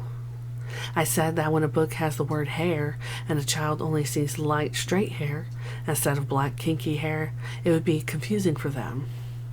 The black dude looked at me, his expression full of hatred. He said with deliberation, "The word is nappy, baby, nappy. Not kinky, and don't you forget it." I was embarrassed and confused. Later, the white people in the tutorial program were told that only blacks would be allowed to tutor the children, and it was only a matter of months before the Black Student Union rioted on campus. For a long time, I didn't understand why this black man had been so angry over my use of words. I had the right idea. I knew that those kids should be looking at images like themselves. It was the beginning of a period of overt black militancy in the country, and they, more than I, understood that I didn't belong amongst them. Nation of Islam, black Muslims presented as religious and racial separatists. And periodic publications sold by bow-tied members on city streets Their leader, Elijah Muhammad, asked why black Christians would worship a God that allowed himself to be nailed to a cross. Allah, he said, would not sacrifice himself or his people. There were differences, Elijah Muhammad said, between white people and black people. White people even smelled different. He said that overthrow of white rule was in Muslim scripture, and he told of a time when the white devil would be wiped off the face of the earth. Black Panthers showed solidarity with their afros, their black berets and jackets, and their guns. Gathered for the stated purpose of defending black communities from police brutality, they were self-disciplined, and they had cause, supervising police while displaying legal firearms, openly according to California law. The city of Oakland's police force enlisted a congressman to change that law, and Panthers made a trip to Sacramento to argue that the proposed bill would render them defenseless. News people filming then-Governor Ronald Reagan in Capitol Park turned from him to record about 30 armed Black Panthers entering the state capitol building. Some, if not all, were arrested, but the boldness of their action attracted many more to their ranks. The public was divided on whether to view Panthers as freedom fighters or criminals. Left to the discretion of individual police, treatment ranged from a hands-off respect to a reinvigorated effort to assert the upper hand. In response to the latter, Panthers rallied big crowds, chanting, "Revolution has come! Off the pigs! Pick up the gun and put the pig on the ground!" There were open clashes with police and alleged clandestine murders on both sides. To some people, the word pigs referred only to police. To others, moneyed establishment types. And still, to others, all white people. A babysitter for a family of black children told me that after she saw an automatic weapon in the case their father carried, he candidly told her that the time was coming when he would have to kill white people. "You would kill me?" she asked him. Nodding in the affirmative, he said, "Nothing personal." There were fundraisers for the Panthers all over Hollywood. Gypsy was ripe for revolution. Her parents had been active in the French resistance during World War II and had given her up for the cause. She was raised by other people in France and later in the U.S. She said that her foster mother had died of cancer and her foster father was blind. I never heard more about her past. In the present, she was playful, lusty, busty, and when she gained weight, mothering. Each of us had personal struggles and conflicts, but recurring were those between Sadie and Charlie, Snake and Charlie, and Gypsy and Charlie. With rare disregard of discretion, he once told me he'd seen some of the girls working all day in the kitchen, and Gypsy glide in at the last moment to deliver the meal. Things like that set him off. Sandy. Gypsy liked to be where the food was and where the guys were, so she'd often be carrying mugs of coffee and plates of food to the guys. She was an accomplished violinist, and she could sing well, but despite her musical ability and smooth talk and hustle, she seemed to me heavy and indolent. One time in a nomad phase between the ranch and Devil's Canyon, we were struggling to carry equipment from one campsite to another. Instead of carrying the conga drums, Gypsy rolled them downhill. When Charlie saw the drums, he threw her down and knocked her around like he said she had done the drums. Then he hacked up a lot of the recording equipment. I'd never seen him so angry. The incident caused us all to be careful with regard to any equipment, but it also furthered stories, some false, some true, about his treatment of women. Outlaw bike clubs, interestingly, had bylaws and elected officials. Danny was the treasurer of his club's chapter, and word came that some of the members didn't like him spending so much time at the ranch. I couldn't tell that this had any effect on Danny. He looked fairly content with his bike and his guns, and the frequent company of both Ruth and Sherry. The girls had chosen to spend time with Danny. Allegations had ordered girls to go to bed with men. Allegations that Charlie had ordered girls to go to bed with men came as a surprise to me. I never got an order. He did have a thing about respecting the relationships of the other guys. When Leslie was new to the ranch, he asked me if I would spend the night with Bobby so that he could be with Leslie. I didn't understand his reasons, and I declined. I said, "He's not you." Charlie sounded angry as he walked away. He said, "Maybe you're not me." If the other girls reluctantly acquiesced to other partners, or were happy to experience and give experience to other guys, I never questioned. I think now it may have been a point of contention. Hell's Angels and Flying Tigers are legendary, but just 2 of the rogue names fighting men gave their units during the World Wars. After the wars, some who missed the camaraderie of military brotherhood, and others who had yet to know it, formed their own rolling squadrons, unbound by civil moral laws, or anything but each other. That was a core value of the early bikers, and Charlie was a believer. He said, "War is not murder," and "what you do for a brother is not sin or a crime." Outlaw bikers demonstrated both traditional patriotism and insolent rebellion. Some members of the Oakland chapter of the Hells Angels once barged into a crowd of anti-war marchers to stomp heads. Their president, a military veteran, offered the U.S. president their service as guerrilla fighters in Vietnam. Some of the same guys wore German helmets, swastikas, iron crosses, and death's heads because they were imbued with a warrior spirit, because they looked cool, and because they obviously made conventional U.S. citizens feel uncomfortable.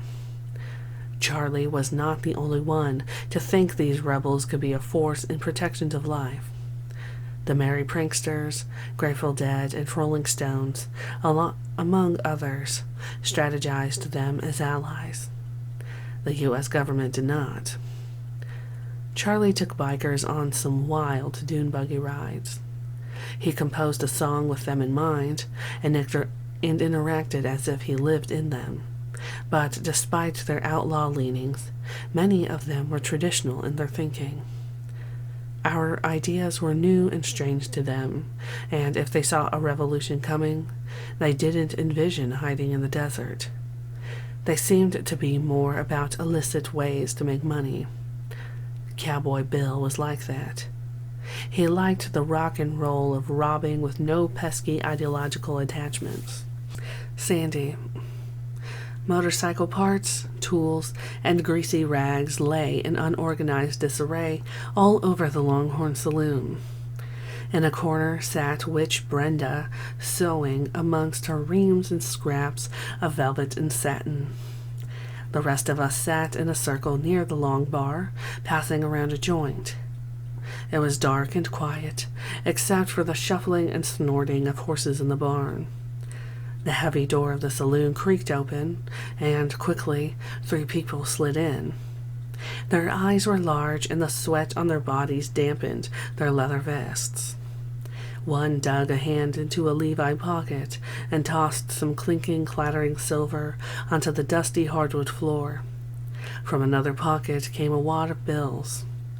"Wow, how much did you get?" "Oh, just a couple $100. We had some trouble and had to split."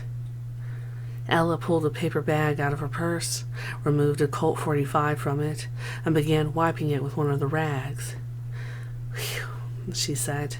"That was something else. Someone stashed this for me." Sadie took the gun from Ella. It was the first time that they had robbed. Ella said, "It was nothing. I was calm as a rock." She took off her cowboy boots and with a big sigh lay back against the bar. Lulu, Katie, Mary, and Cap were making a list of the things we needed, like bolt cutters, entrenching tools, binoculars, knives, water bags, canvas, down sleeping bags, and many hides of leather for our last and only set of clothing. The drawback about the money game is fear and violence. For love, for family or cause that's justified and honest and right, yes, but to give a life for money is total BS. I, myself, wouldn't sell one drop of blood, but the people in the money would buy and sell the lives of a whole people, a country. And a lot of people would give their own daughters for a goat, 2 mules, and a barrel of wheat. I liked to think of Charlie as all good. He said, "Come on, real. I'm kind to kindness. I'm love to love, and a fool to a fool.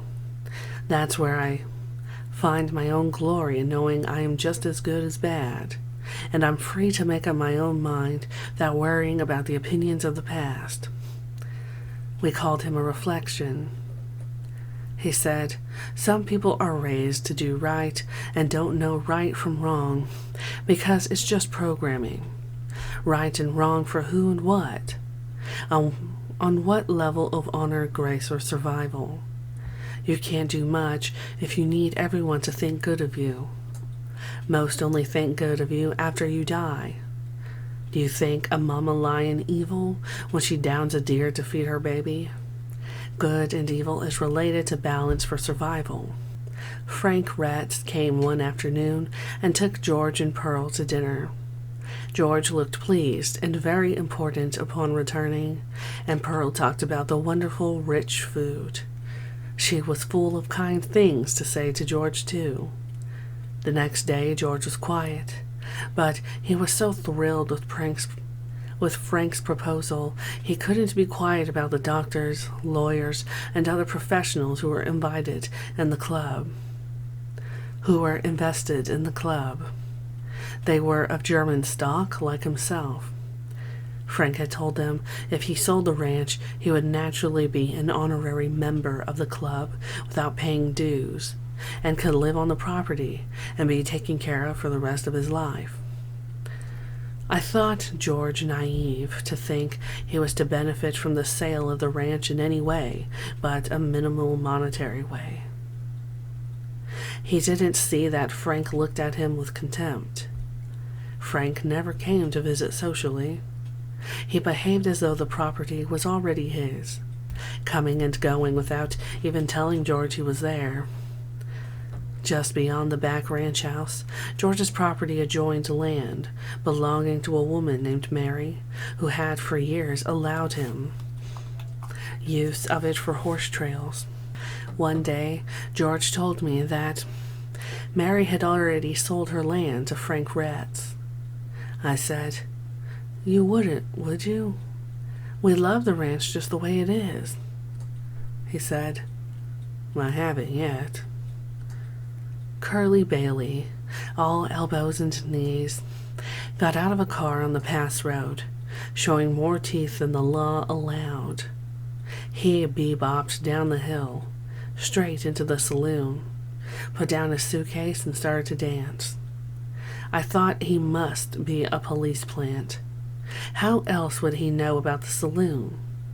But Charlie and Clem befriended him right away. Barbara was one of those girls who came to ride a horse, and then, after meeting one of the guys by the stables, came back for the attention. As far as I could gather, nobody really knew Barbara, but on the night she called to beg protection from her father, one of the guys remembered a thick-set, albeit shapely, 17-year-old and Coke bottle glasses. Since her character was unknown, it was suggested to Barbara that she call a friend or relative who might take her in, but she said there was no one.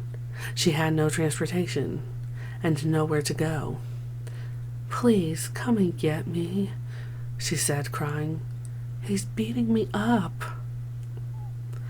I met Barbara as Ruth was shepherding her around the ranch, instructing her to move fast and lie low at the first sign of police, to understand the risk to the rest of us, and to know she was responsible for herself.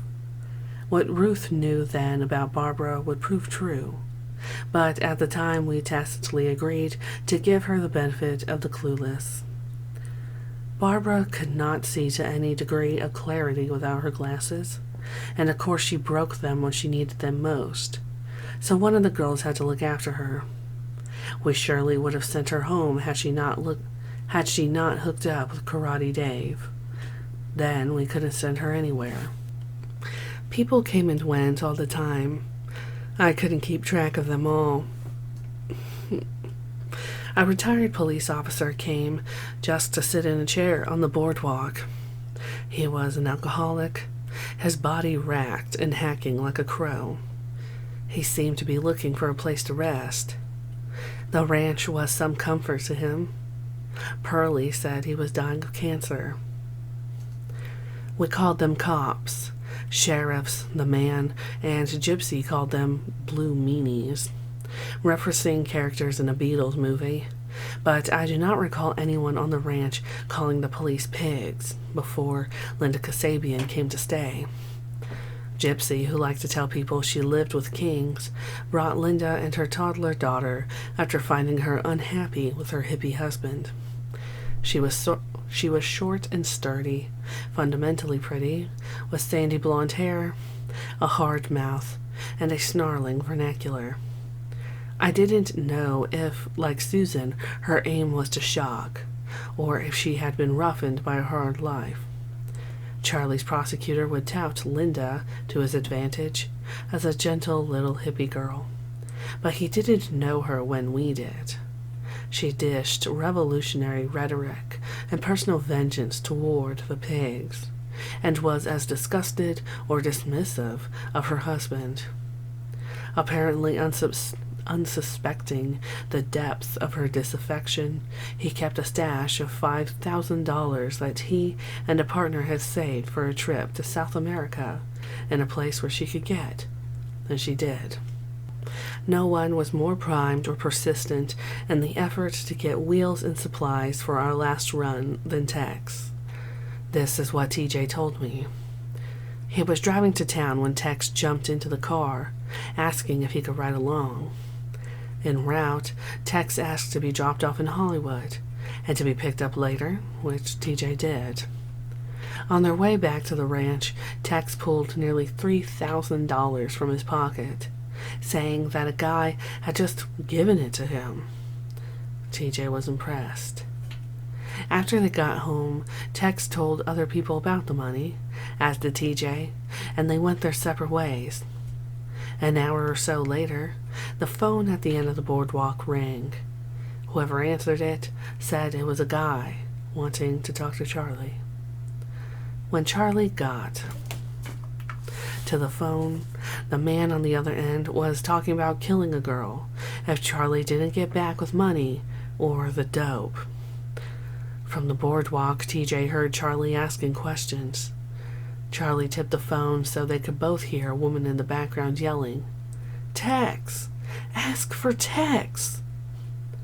Charlie said Tex wasn't there, but the caller continued to threaten. The man on the phone was Bernard Crow, and he had just given Tex money to buy 25 kilos of marijuana. The woman was Tex's Hollywood girlfriend who had vouched for him, but Crow had decided to keep her as collateral until Tex returned with the kilos. TJ said that Charlie believed the woman was in trouble. He indicated to Charlie that he knew where Crow lived, so Charlie told Crow there was no need to get excited and that he'd be right over. Before leaving the ranch, Charlie told TJ to grab a revolver from the bunkhouse. When they got to Crow's place, TJ asked if he would use the gun if he had to. TJ hesitated.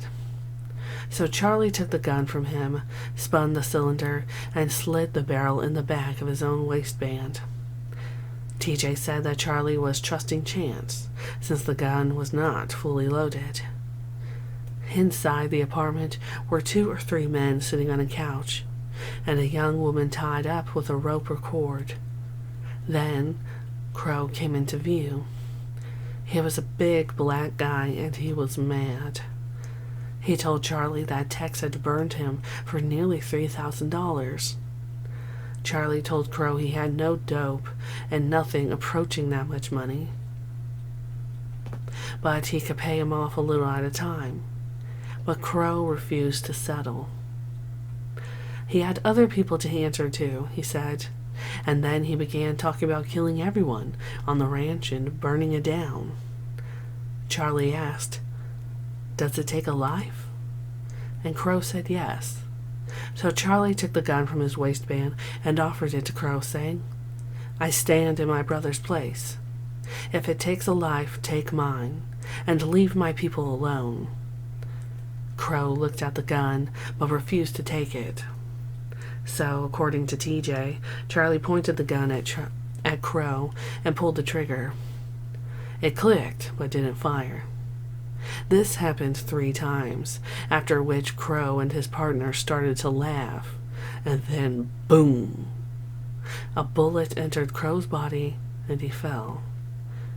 TJ ran for the door, but he said that when another man got up, his military training kicked in. He caught the man by the throat, threatening to crush his larynx if he moved. In the midst of his drama, he heard Charlie admiring someone's shirt. Through astonishment and laughter, TJ said that a man wearing a leather shirt stripped it off and handed it to Charlie, and that Charlie had put the gun down to put on the shirt. While holding one man by the throat, keeping an eye on the others, and on the gun, TJ heard muffled laughter and a comical call for help. He could hardly believe it. Charlie was stuck inside the shirt, his arms straight up in the air. Nobody moved. Finally, TJ gave up his guard, pulled down the shirt over Charlie's head. Charlie thanked the man, and they left without further incident. The following day, a woman called the ranch to say that Crow's body had been dumped in the park. That afternoon, one of us heard on a car radio that the Black Panthers Minister of Defense had been found dead on a lawn near UCLA. Word spread quickly around the ranch. There were 3 witnesses to the killing. The police might arrive to arrest Charlie and TJ, but the police did not come. So we figured the witnesses to be outlaws who took care of their own business. For a few days, maybe a week, we were hyper alert. And then something extraordinary happened. The ranch was visited by its first black customers since we began living there. Not 2 or 4 or 8 men and women, but 40 of them. The entire yard filled with cars. They asked to rent horses. Pearl almost didn't have enough horses to give them. Clem sprinted into the hills to watch them during their ride. At the end of the day, although he reported no unusual behavior, precautions were in order. For a week or 2, the little sleeping we did at night was on the roof of the Rock City Cafe, covered by the big sign and an armed watchman. Charlie told me that if retaliation came while I was in George's house, to disregard George and protect myself. "Don't think about being a hero," he told me. I never learned more about the 40 people who came to ride horses, and little about Bernard Crow, except that his body was not dumped in a park. He had survived the bullet that went into his body, and kept it because a surgeon said it was too risky to remove it. The ranch was quiet. We settled into a new norm. I didn't see much of Snake or Katie, Leslie, Mary, or Sadie. We were all doing different things. No one was more surprised than me when Snake remarked that she had been in Randy Starr's trailer, and he had been in hers. In that faraway voice, with the slightest irony, she said, "He didn't even take down his pants." Everyone who lived on the ranch owns a piece of this story, and each has different recollections about any event. But I think all would agree that we were living not only on the edge of society, but something that was about to jump off. While maintaining a facade of normalcy, some of the girls became bulimic and anorexic. Some people took drugs not normally used by any of us, and a lot of people were overeating donuts. Mary, Ella, and Tex took acid before a trip to the city for supplies. At evening, when they returned, the girls looked haggard. Everything was fine, they said, until they were about to come home, and Tex began literally picking up children, saying he had to get them to the desert before sundown. The girls had to disengage him from a child and get him into the car. They were exhausted. A few months earlier, Tex had gone out after drinking a tea brewed from the roots of belladonna or Jimson weed. The medicinal plant was suggested to one of us as a route to psychedelic effects, but unlike LSD, it produced no clarity. I don't know how far Texas drove before he had to pull over. "How can he drive?" he said. "Little green men were all over the dashboard." A bright, handsome former athlete, Tex didn't have a police record. But the goofy booking photo from that arrest would later be the most widely disseminated public image of him. One day, Frank Retz went to the back farmhouse and said we were trespassing.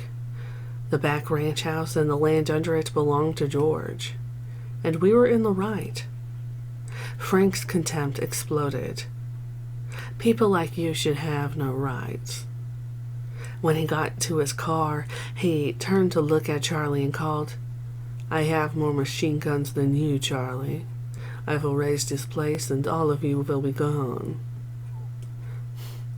It was late at the ranch when 4 sheriff's cars jammed into the yard, flashing. Most of the girls and kids were at the back farmhouse. Somebody stepped in the cafe and called them on the field phone. I was asleep in the stuffed chair in George's house. When I sensed the light and commotion, I leapt up to warn Sherry. Danny could have been jailed if caught sleeping with her. Sherry had already gone for the woods. Ruth and I sat on the porch and shivered, watching the sheriffs roust out all the men at gunpoint. Tension was high. Every ranch vehicle was being sequentially lit up and examined. A flashing squad car came bumping up Lover's Lane from the farmhouse to rejoin others in the yard. "We found the field phone," a hefty deputy growled. "No," he continued, "nobody there." The cops in the yard were questioning Bruce, Danny, Tex, Charlie, and Bobby. They were looking for stolen cars. Danny looked groggy-eyed, but smirking as the conversation turned funny. Finally, everything checked out to their satisfaction. They had no intention of pursuing the rest of us in the hills, but they did flood the woods with lights, providing a hair-raising, perfectly frozen moment for half a dozen teenagers. They left, and we all. Next morning in George's kitchen, before going out the door with a pan of hot cinnamon rolls, one of the girls told me that Gary Hinman was floating in the cosmos. The news about Gary shot through my brain both quickly and slowly, lodging on the edge of my spine. I chose not to ask questions. People said later that Gary had sold some bad psychedelics and then failed to reimburse the buyers. Bobby Beausoleil, on the road to see one of his girlfriends, was arrested for Gary's murder. He wrote to us from county jail. I don't recall what the letter said, but he wasn't whining or crying for help.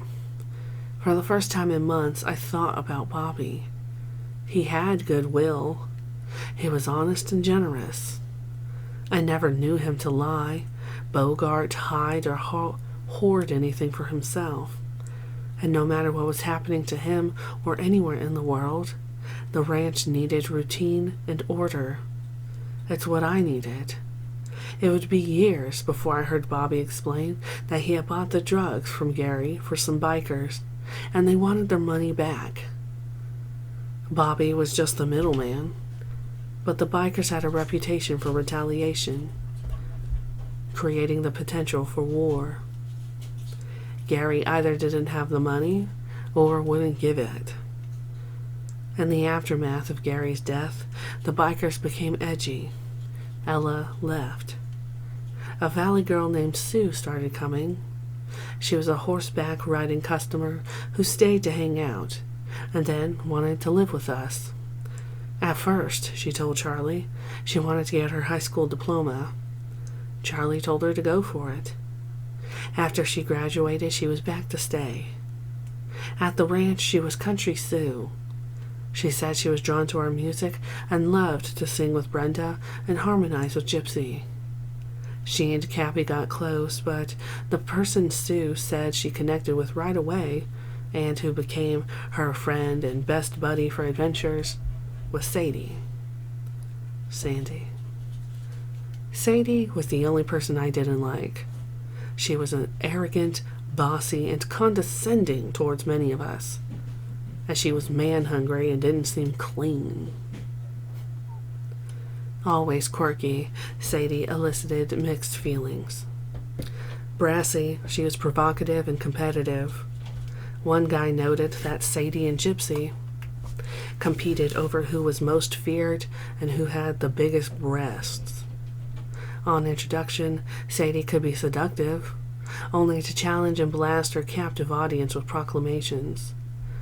To me, she seemed caught in a sad circle, so hungry for attention she drove it away. Charlie. True, I let Susan do anything she wanted to do, so she could find herself as each and all were free to do. How about the time she stole $300 or $400 worth of hashish, gave me $100 worth, and left right before a bunch of tough guys came in and asked if I knew Susan, and told me she ripped them off. Did she want to see if I would lie to save myself, or snitch and tell where she was? They said, "You know her," and I lit the hash pipe and said, "Name sounds familiar, but there are a lot of women around this ranch." One guy said, "That looks like our hash." He looked me in the eye and said, "Is this our hash?" I said, "It is if you want to sit down and smoke some. You can tell me more about it, who it was that tricked you out of your stash." We smoked and had a $300 laugh. Charles Manson, circa 1981, California State Prison. George didn't go to church, but he generally respected the clergy. A big preacher in a black Cadillac kept coming around to see old buddy George as an excuse to eyeball all these little round rumps, muttering asides as if George were as deaf as he was blind. The man weighed over 300 pounds and was an eligible bachelor, he made sure to tell, a strutting cock and cornball to boot, sticking sex jokes meant for us into conversations about horses. "Well, I could take the hint," he finally said, after the girls fixing food in the kitchen started doing knife tricks. "These girls just don't like me." George would have said he didn't either, but he kept his mouth shut. A retired police officer came often just to sit in a chair on the boardwalk.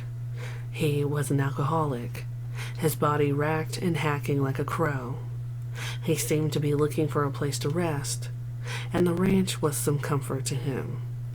Pearl said he was dying of cancer. One day, Pearl asked me to go with her on an errand. On her way through the valley, she said she had to make a quick stop at her house, and after hastily pouring each of us a glass of lemonade in her kitchen, she grabbed bowls, saying she had to feed some of her animals. I looked out the kitchen window into a big backyard crowded with rows and rows of slapdash wood and wire cages, 30 or more of them of different sizes, many on stilts. When Pearl returned, I asked about the animals. She said they were not only cats and dogs, but birds and other wildlife. I asked to see them, but she said we were in a hurry.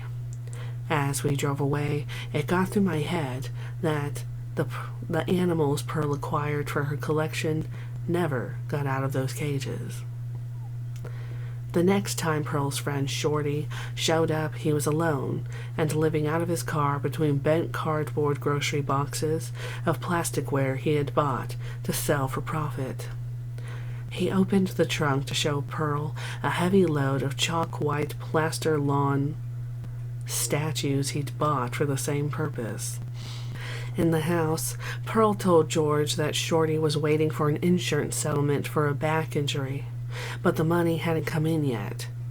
She didn't say what happened to Shorty's marriage, at least not in front of me. She said he needed a job, and she could find plenty for him to do. George didn't say anything. I don't think Shorty slept at the ranch, but during the days he was handy for Pearl. Whenever not doing something she asked him to do, he hung around the office or in one of the chairs on the boardwalk. He was talkative and seemed friendly, but I didn't trust him, largely because I didn't trust Pearl. The timid, tabby-colored girl on the boardwalk was Kitty, one of Bobby's girlfriends. At least 4 women were then pregnant with Bobby's children: Kitty, Gail, Sandy, and Linda Kasabian, and he was in jail for murder. At the back ranch house, people were taking a lot of acid.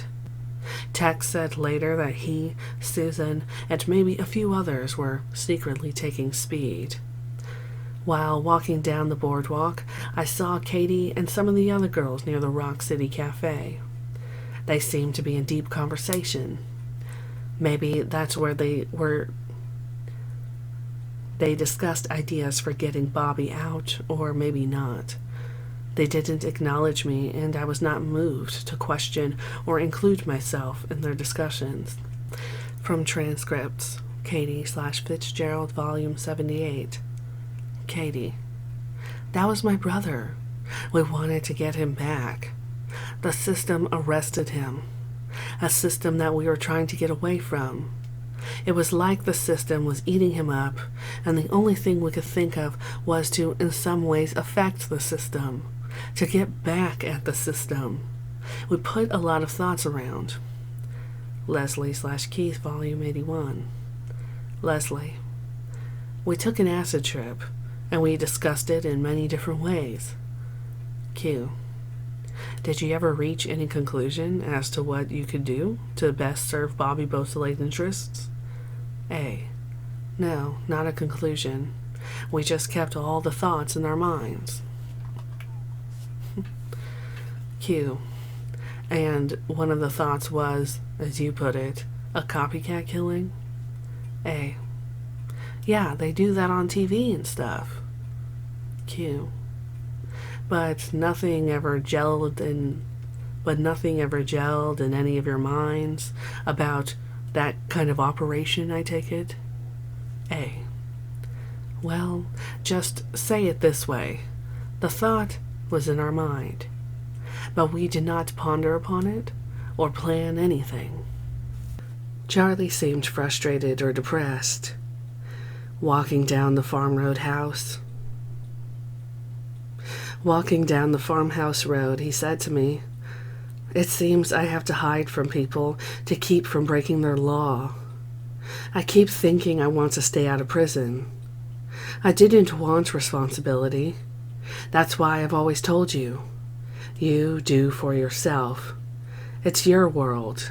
The only thing I want, if I can have a want, is to be left alone to walk on it." I thought he was planning to leave us. He said, "You have to be with yourselves. I'm just an animal raised up in a cage. I'm mean, and I'm a killer when the need comes up. That's not what I want. I see God in a drop of water, but others want him to come out of the sky with lightning bolts in hand. They want fear. Fear locks the mind. To unlock it, you need a bigger fear, but without love, you got dogs eating dogs. There were pauses, and I didn't know what to say. If a guy feels guilty and sees that I know the truth about him and tries to get me to kill him, what do I do? If I don't want to go back to prison, I hide. Why doesn't he kill himself? He can't bring himself to do that, so he tries to get some fool to do it for him. I could straighten all that out quick if I had the control, but I don't want the control. Yet I got to live under anyone who has it. I'm nothing, he said angrily, and I like being nothing. But that can't be explained in a mad world of people trying to be something. When we got back to the farmhouse, he went inside to sleep. Charlie left alone in the bread truck and traveled a few hundred miles north along the coast highway, then back, making a pit stop at the ranch before heading south with his passenger, another pregnant 17-year-old. Right away, I saw the change in him. He was weightless. I hadn't seen him that light since our old traveling days. He was taking the girl to her parents' home near San Diego. I don't know how long he was gone, but when he came back, she was still with him. Stephanie was a good girl who walked into a mad dash. Her boyfriend had abandoned her pregnant and Big Sir when Charlie was out on his own. He told me he'd considered leaving with her and not looking back. He couldn't do it, but still, he said, everybody needed to fend for themselves. Sandy.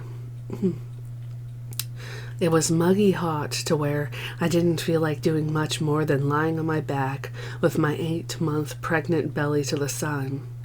All the activity had moved from the back ranch house up front, but I stayed in back where there wasn't so many pesky flies. August 8th, it was just too hot to even lie down, and I was restless. So I found a fresh dress and walked up Lover's Lane with nothing much in mind except taking a cold shower. When I came out of the shower shack, the milk truck was in the yard, and so was Mary. As I was just wandering around looking very pregnant, she asked if I'd like to go with her to the city to get some tools. It had been months since I'd been to a city, let alone in a store, so I was game. While I meandered around Sears looking at nuts and bolts, Mary was lifting a few small items and collecting others, which she presented to the cashier, along with a credit card.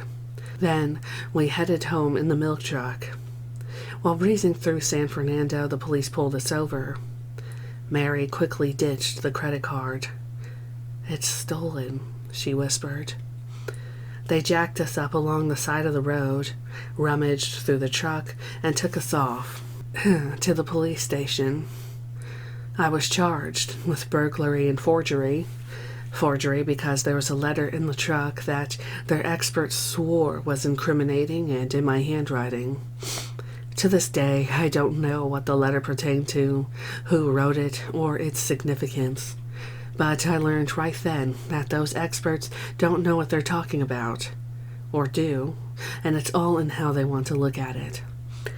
That night, Mary and I were transported from the Valley substation to Sybil Brand Institute, the main Los Angeles County jail for women, and put into different cell blocks. The next day was uneventful, but that evening when the inmates went to the front of the cell block to see if they had mail, I heard a minor commotion and saw a woman holding her newspaper while others leaned over her shoulder, exclaiming words like, "How horrible," and "I can't believe it."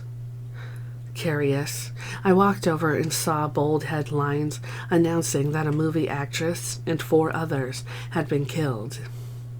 I asked someone who, and although they said her name, I had never heard it before. It bothered me that the death of people connected with movies could command so much emotion. I stepped back, looking at the gaggle of emoting women, and said, "Every day the news reports deaths of troops killed in Vietnam and their grieving families. And you're practically hysterical over the death of an actress you don't even know?" I doubt any of them heard me. As I returned to my cell, they were turning pages, seeking the gory details. The next day, Mary and I were brought out of our cell blocks and put in a holding tank to await transportation to the San Fernando courthouse. I told her about the newspaper story. I had a strange feeling, and then out of my mouth came the words, "Do you think we did it?" Matrons called us to board the transport bus, and she didn't say anything. After a long wait at the courthouse and a short hearing, Mary was kept in custody, but charges against me were dropped due to insufficient evidence, and I was released. I hitchhiked part way, got an ice cream cone, then a good ride all the way. I don't know why that's funny to me. And then a good ride all the way to the ranch. Several visitors were out in the yard talking to Charlie, and Leslie was polishing a motorcycle. I walked over to her real quick and asked if anything unusual had gone on in the past few nights. "Everything's been pert near regular." There was some ongoing problem with members of Danny's bike club. At the time, I didn't know about the drug deal. The thought I caught was that Danny appeared to have joined Charlie, rather than Charlie seeking to join them. When Danny was late or absent from his club meetings, it threatened their order. If Danny could disregard club rules, everyone could, and they reacted by threatening him with sanctions, and eventually threatening us. Gypsy. Danny's brothers were talking rape, kill and burn if he wasn't with them in the city by sundown. The bikers left, but one came back sober and apologized. He said they were just trying to keep their club together. In the saloon, I lay melting into the arms and oneness of myself. Charlie stirred and tucked me to him, saying half-consciously, "We're being raided in the morning." And he instantly fell asleep. I woke to the voice of Weish at the foot of the bed. "Someone needs a bed," she told me.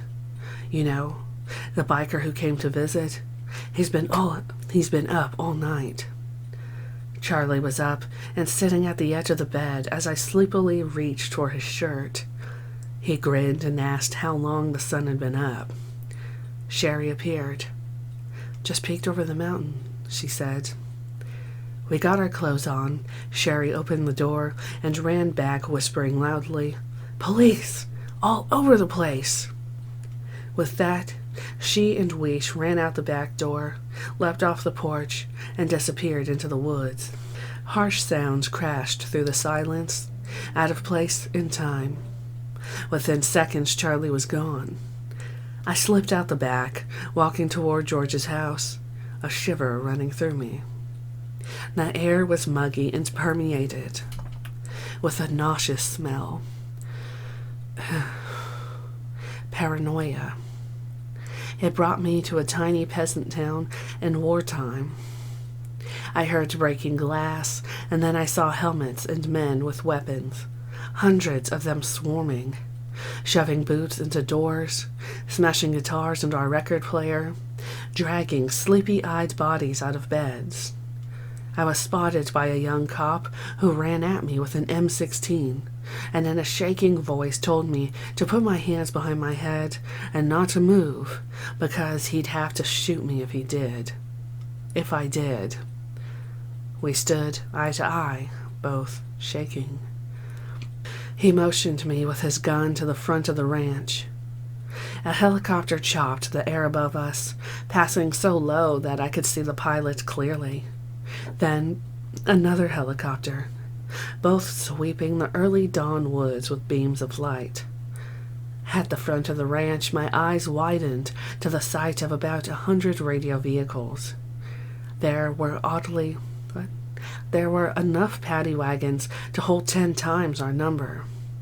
The TV people were there, a Red Cross truck, even a catering truck. They were ready to see blood, drink coffee, and make a TV spectacular. It was the Special Enforcement Bureau and the riot squad with knee boots, snakebite kits, and other equipment hanging from their belts. Squeaky was pulled from the house, hollering, "What about George? Who's going to give him breakfast?" And from the hills came Ruth and Sherry, rudely shoved by 4 armed men who huffed and puffed in their heavy hip boots. Those girls must have given him quite a chase. I joined the others in the dragnet, a cluster almost entirely of girls seated on the ground in front of the saloon, some holding babies, shivering in the morning chill. Armed men in green uniforms stood around us. Then word rippled through the troops, one to another. "Manson. We got Manson. We got Charlie." "What's all this for?" I demanded. "GTA," said the gunman over me. "So what did we steal?" "You know damn well," he said, glancing across the yard. There were our super custom dune buggies rolling out behind tow trucks. I said, "Those dune buggies aren't stolen. We bought those." I was explaining all the stocks and bonds, saving accounts and inheritances. Not to mention all the work that went into those buggies when he gave me a jab with his rifle, saying, "Keep your mouth shut." By this time, 4 of the men were forcing Charlie to walk with his hands cuffed behind his back and held so high that he had to bend over. Instead of bringing him to the front, they took him around back of the saloon, where they kicked and kneed him, breaking 3 of his ribs. When they returned his bent body, they pushed him face down on the ground before us girls, putting a foot on his back. The gesture was not lost on us. Danny, too, was brought to the front with one purple eye swelling shut. Only George, Pearl, and Randy were not present in the yard. The rest of the cowboys and any hapless visitors stood handcuffed with us, as the violent screeching, cracking, and smashing continued. Rooms were torn apart and searched over and over by different crews. Open doors were kicked in, and boards ripped from walls. George's old Wurlitzer jukebox in the saloon was bludgeoned and shattered, along with sections of the antique mirrors behind the bar. It was apparent that these men had been given permission not only to search, but destroy. Sacks of cornmeal and flour were slashed, their contents spread from one end of the kitchen to the other. In the shack, baby oil was squirted all over the walls and on the baby clothes. It was a free-for-all. Larry couldn't understand why they stomped in his hamster cage with the hamsters in it. As we loaded into paddy wagons, Tommy and Wolf tried to get in with us. Squeaky complained that George needed his breakfast, and Sherry asked, "What about the horses? Who's going to feed the horses?"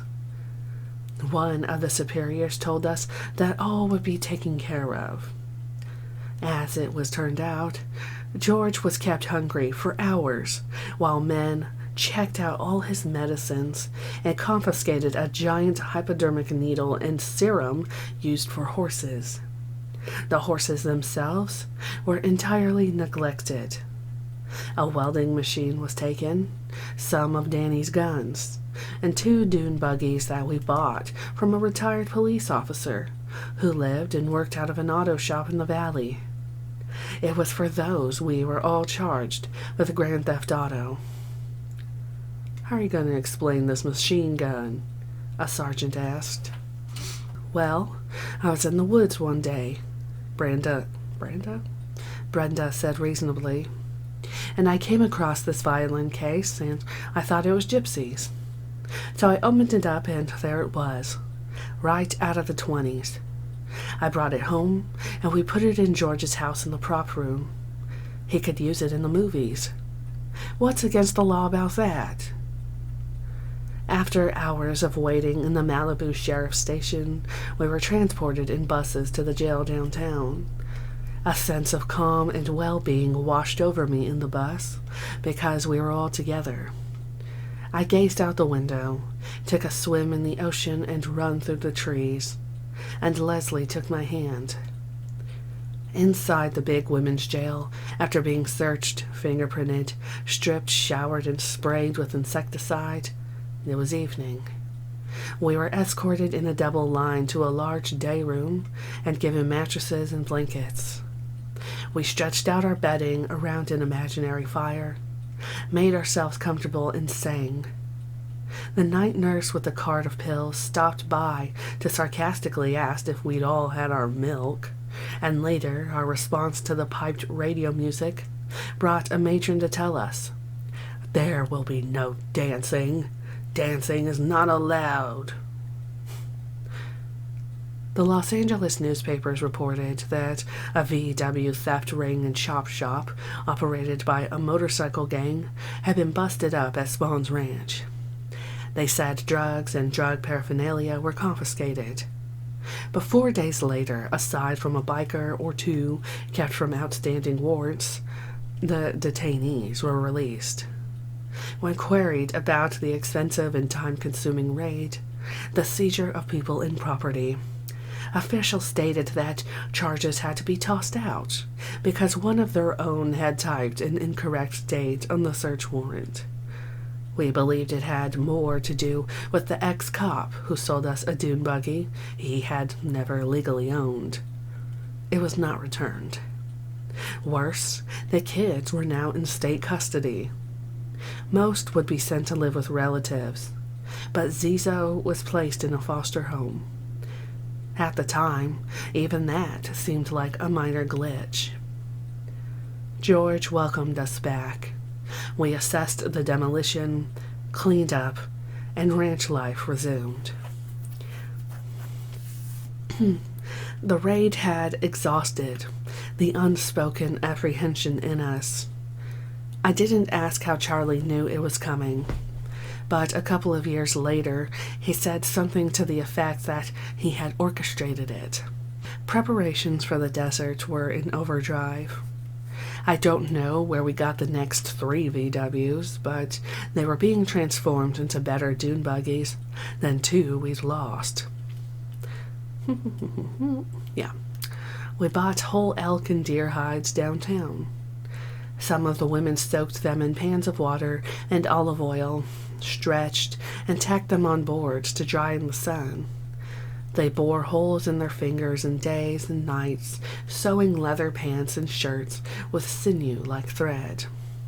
The same tough, painful work went into making the canvas coverings for the dune buggies, and an unwitting mother or two contributed a fox stole, an ocelot coat, and a mink to the covering detail. Brenda.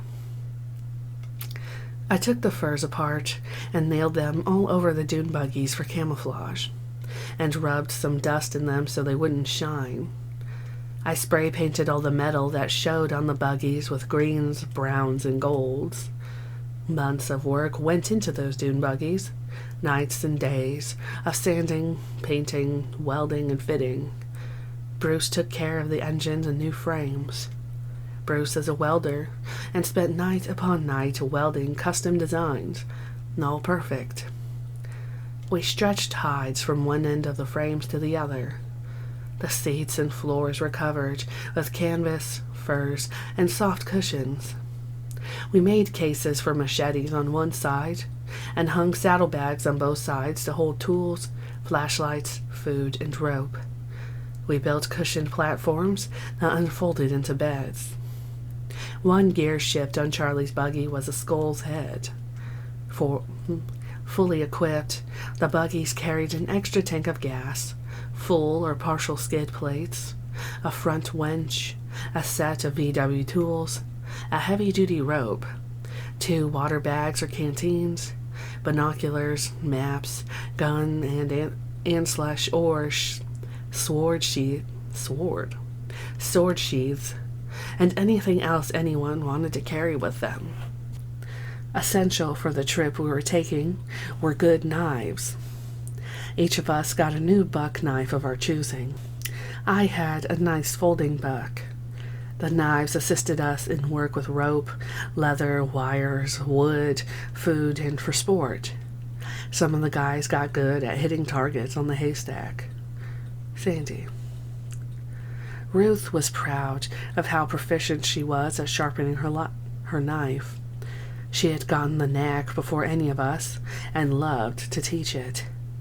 I can see her in her jeans and skimpy top, squatting on the ground over a line of variously sized knives, whetstones, honing oil, and a tin of soft yellowish cloths.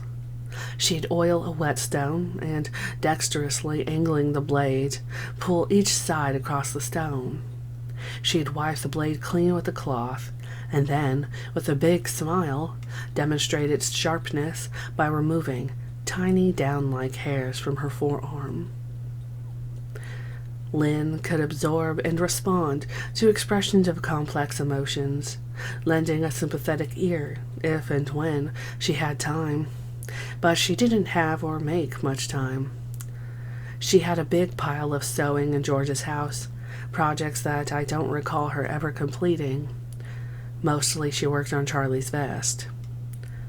Brenda's movements in whatever she did were quick and sure.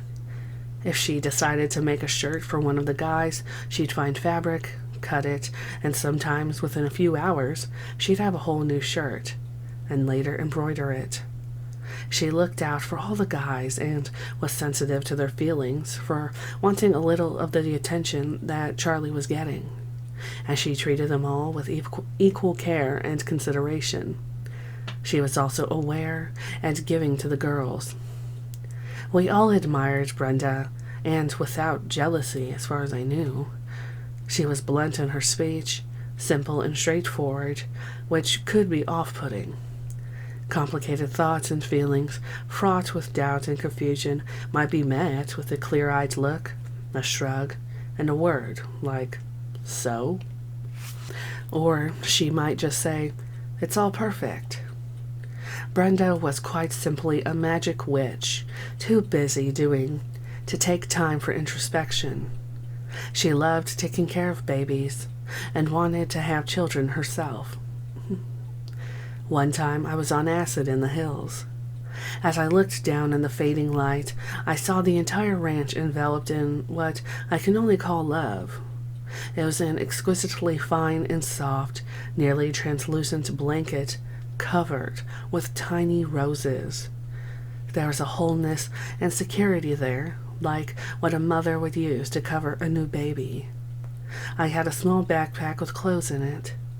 I pulled out a pair of blue jeans and could tell by the almost baby softness of them that Brenda had worn them. I could feel Brenda's love in those jeans even before I saw them, and I could see Lynn's love blanketing the whole ranch. Brenda. I had some bolt cutters I used to cut locks off gates. I really got a big charge out of it too, 'cause I used to get locked in rooms when I was little. It took me a few times to get the hang of this bolt cutting. You have to put all your weight on the cutters at once, and the lock breaks in half. At night we'd go out, 4 and 5 dune buggies at a time. The guys drove, 5 or 6 girls in, on and hanging off of each buggy. One at a time, the buggies would creep out of the ranch with no lights, and then tear up Santa Susana Pass, up under the freeway, and onto the dirt roads above Devil's Canyon.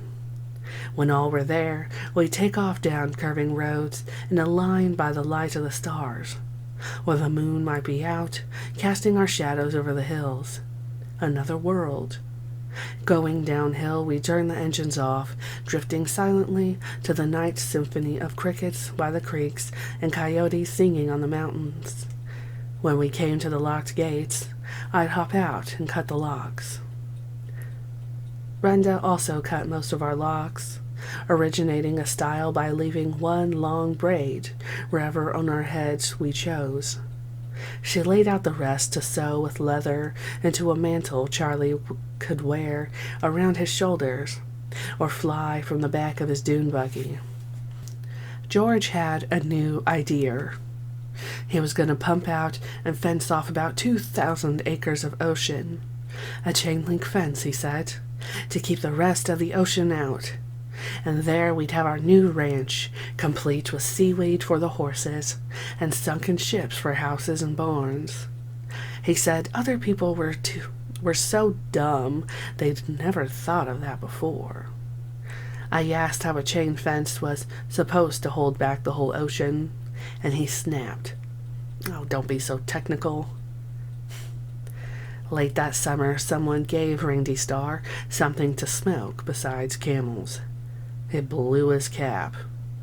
Randy always wore his hat around his eyebrows. He strolled into George's house laughing, his hat tipped way back, sat down, shook his head, and laughed again. I said, "Randy, you loaded?" He said, "That goddamn Charlie blew my whole image." Tex was a live wire, munching mushrooms, acid, and things I didn't know about. Some of the girls referred to him as the Mad Hatter. They were crazy about him. One night I listened as he tuned into a truck driver sitting high on the spring seat of a heavy hauler on the new freeway that we could see from the farmhouse. Brandishing an imaginary CB radio and a smooth, fast drawl, he says something like, Breaker 1, this is Ringtail on the 44. Is anyone looping the ribbon? This is Okefenobi Bob, smoking a locomotive. Can I get a necka? And he went on like that in a string of lingo that left me laughing and amazed. I never knew before that Tex was crazy or that smart or so clear a channel. But for just a moment, I thought he was talking on a real CB instead of merely responding to the sounds of a semi passing in a small, dark distance. So much energy there was around the ranch in those days. Everywhere, clothes and vehicles were being camouflaged. Dusty brown bodies zinging with energy. Leslie danced almost in a frenzy one night, all night long until she collapsed, sweating upon the floor. Katie was radiant. I'd never seen her so bright. One golden dusk, several of us sat on the steps of the veranda having coffee. The horses in the corral lazily munched their hay, and the ducks pecked bread we had scattered round the house. Katie was laughing, her eyes shining. She was talking about how to scare the life out of people who have enough guilt that they could have the life scared out of them. It was some of the people at the Fountain of the World she had in mind. They spoke of peace and brotherhood, but as she had lived with them, she saw the backbiting, jealousies, and money-grubbing. She acted out her fantasies. How about a long flowing white robe with sleeves like wings, a robe to be worn atop the biggest rock behind the buildings, a figure at dusk, arms outstretched, wailing unearthly sounds. Katie laughed, pulling her long hair down over her shoulders on each side. Or how about John and the trap door in his bedroom? That door leads down to a tunnel running under the buildings. Down under the dining hall, the kitchen, the dormitories, the gardens, and finally to a secret cave and back. No one knows where that trap door is. I do. This apparition in white can make its appearance at any time during the night, and after the guilty, frightened people are gone, the children could come. That's what the place is for. Hills and caves and animals and beautiful kids. And directly over those hills is the desert. Where the eagle flies, we will lie under the sun. Where the eagle flies, we will die, die to be one. C. Manson, Song, 1969. 2 weeks after the ranch raid, Frank Retz called police to arrest Charlie for trespassing. They found him asleep in the farmhouse, a marijuana roach and one of the girls nearby. I think it was Gypsy because she went to the station and claimed the roach. She was not charged, and Charlie was released. Frank said he thought the police raid had taken care of the job he wanted done, but now he would have to do it himself. He openly announced that he would hire and arm a man to watch over the property. Pearl suggested Shorty Shea, and he made no secret of his intention to take the job. Sandy. Almost a month after the police raid, all the underage girls had left the ranch and gone to the Mojave Desert. Brenda was driving the big flatbed truck back and forth with people and supplies. Lulu, Katie, Little Patty, Gypsy, and some of the guys were driving dune buggies to and from Death Valley. Sadie was tripping between the ranch and Hollywood. Lynn was caring for George, and Mary and Bobby were still in jail. All I knew was that I was going to have a baby. I had chosen the little red shack, cleaned and re-cleaned it, and had all the supplies for delivery in place. The day I felt the baby moving down, I filled all the ranch pots and pans with hot water. One by one, I carried them to the shower and took a long, thorough bath, pouring cups of water over my body. One last sweep of the shack, and then I made the round of the ranch to let everyone know I was ready. By evening, I was in fairly hard labor and had thrown up all the peach and licorice ice cream the girls had gotten at my request. Ugh. By nightfall, it was Brenda, Katie, Leslie, and Sadie, who surrounded me on the mattress, waiting for the baby to show. I moaned and yelled in increasingly hard labor, while the girls in their all-night vigil massaged my neck and shoulders, while others wiped my face with cool, damp cloths. It was hot in there, and it seemed all the chickens and cats were on the roof trying to get in. Wolf and Mutsy, and especially Tommy, had to be blocked at the door. Charlie was in the desert and must have sensed that I was in labor. He called the ranch and Lynn told him that I was. The next evening, semi-delirious and in the middle of a yell, I felt his firm, cool hands on my face and heard his rich voice telling me to relax. He took one of my fingers, bent it back slightly, and said, "Look at all the faces around you, and turn up all the love you have for these girls." I looked at Katie, face soft in the candlelight, eyes huge with love and expectation, as if the baby were coming from her own body. Sadie had gone, and it was Cappy's face I saw next. She had been massaging my legs and feet for hours. Charlie bent my finger back more and said, "Now, turn on all your love, and there will be no pain." I looked at Brenda, serene and watching. Ever patient love, it was Brenda I counted on to do the actual delivery, tying the cord, cutting it, cleaning the baby's nose, eyes, and mouth with her delicate, sensitive hands. She hadn't slept for several days. Ugh, you could hear the slobber.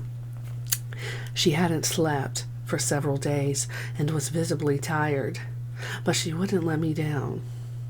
The bending finger didn't hurt, and in the contractions, not as much. Charlie then left, taking Cappy with him. I felt confident.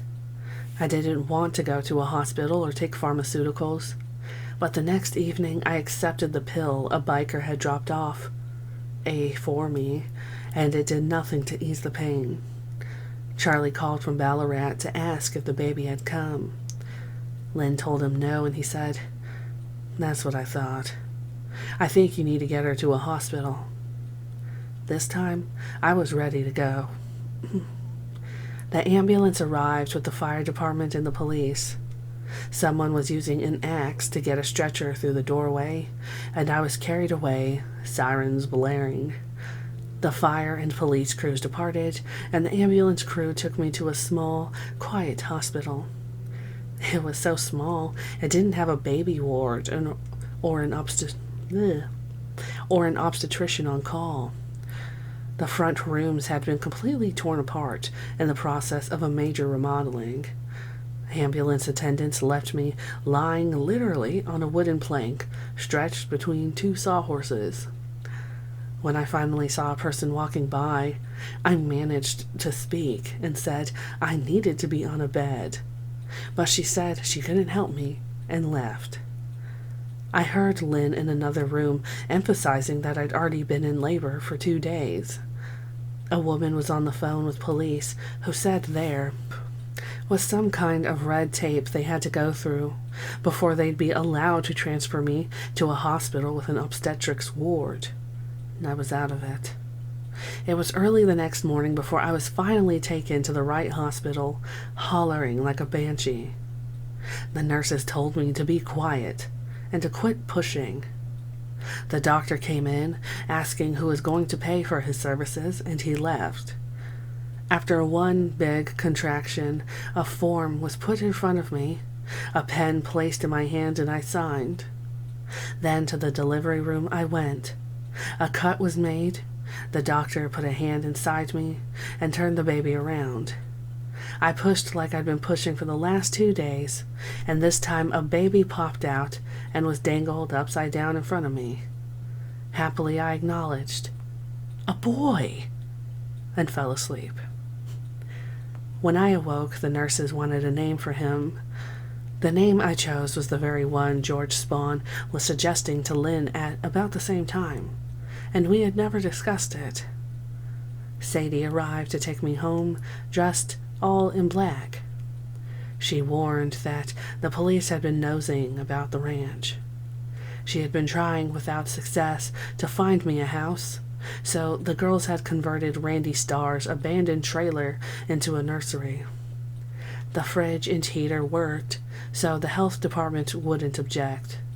But everyone felt that Cho and I should stay indoors, away from the eyes of snoopy cops. Headed for refreshment from a hot desert day, a day spent close to the ground, motionless as lizards, motionless as the air that let the sun's heat turn the earth's crumbling rock to blazing dust, the same dust we had all become. Two dune buggies of nude night bodies flew over the hills, along the ridges, and down the banks into the beds of forgotten rivers. This night had no moon, but freedom was arise. The dune buggy engines hummed into the vast darkness. We neared the opening to a canyon that gave birth to a hot spring. Our heavenly hot springs popped into view, but something of huge and grotesque proportions loomed out of the darkness beside it. A ruthless monster had invaded our unblemished desert home, a thing that had leveled a nearby hill and had stopped just short of shoving it into the pool of streaming water. A U.S. government monster. Weish's loud exclamations rebounded off the mountain walls. Then sparks lit within our eyes. We all laughed and charged. to the dune buggies, lugging out gasoline and all the matches we had stashed. What a beautiful picture it would make, exploding in huge tongues of flame to return to the earth it was trying to destroy. We doused the tires and the seats with gasoline. Lit matches found their places. Poof, poof, poof. The flames were titanic. The whole machine was on fire until the gas evaporated.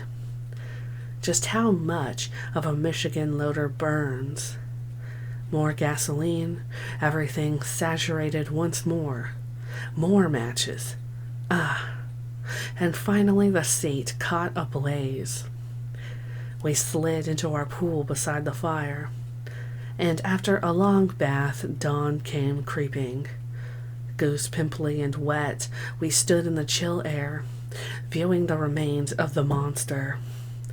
There it stood unscathed, only a few patches of blistered paint and a gorged seat on melted rubber feet. We left our mark and sped off, laughing into the morning. I think I was the last to know about the murders. It was mid-September. Candles were lit in the trailer where I stayed with my newborn son.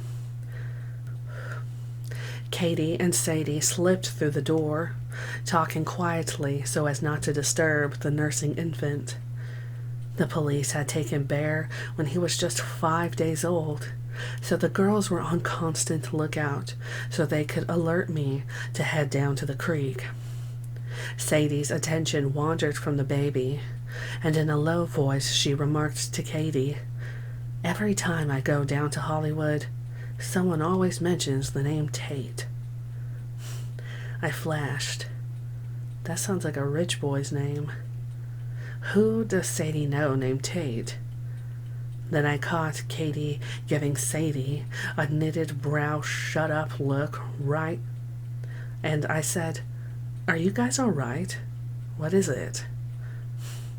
Both were quiet, adding fuel to my curiosity. I said, "I have a feeling about something, and I want to know right now." The baby nursed contentedly. I gave my word not to say anything, and Sadie couldn't wait to spill her story. Between shock and curiosity, I was eager for details. She told me how much adrenaline shoots through your body when you are fighting for your life. A big man had her by the hair and was pulling with all his might as she stabbed at him with her knife. She called for Katie to help her, but Katie was trying to subdue someone else. Linda was becoming frantic as death became a reality to her, a reality she had thought she could face. Her panic generated more energy and haste to get out and leave no one alive to call police. I asked what it was like to be killing people. Katie said that each stab was herself coming closer to death till she felt nothing but total peace when it was done. She said she could not have taken lives unless she was totally willing to face her own death. And I asked, "What about the baby?" Without a thought, Katie said, "You have him in your arms." I understood, and I asked them if others knew about this. They told me they didn't know. Their move was for Bobby, and there was really no need to say anything to anyone. After the girls left the trailer, I thought about what they told me. I could not judge them. A week later, when I wasn't so sore from stitches, I packed bags for the desert. The VW, with Tex driving, was filled to the top with baby things. On our way to Death Valley, we made a brief stop at the house where Zizo was kept. Sadie looked in windows until she saw him asleep in a crib. A few nights later, she went to the window, cut the screen to get in, and took him away to the desert.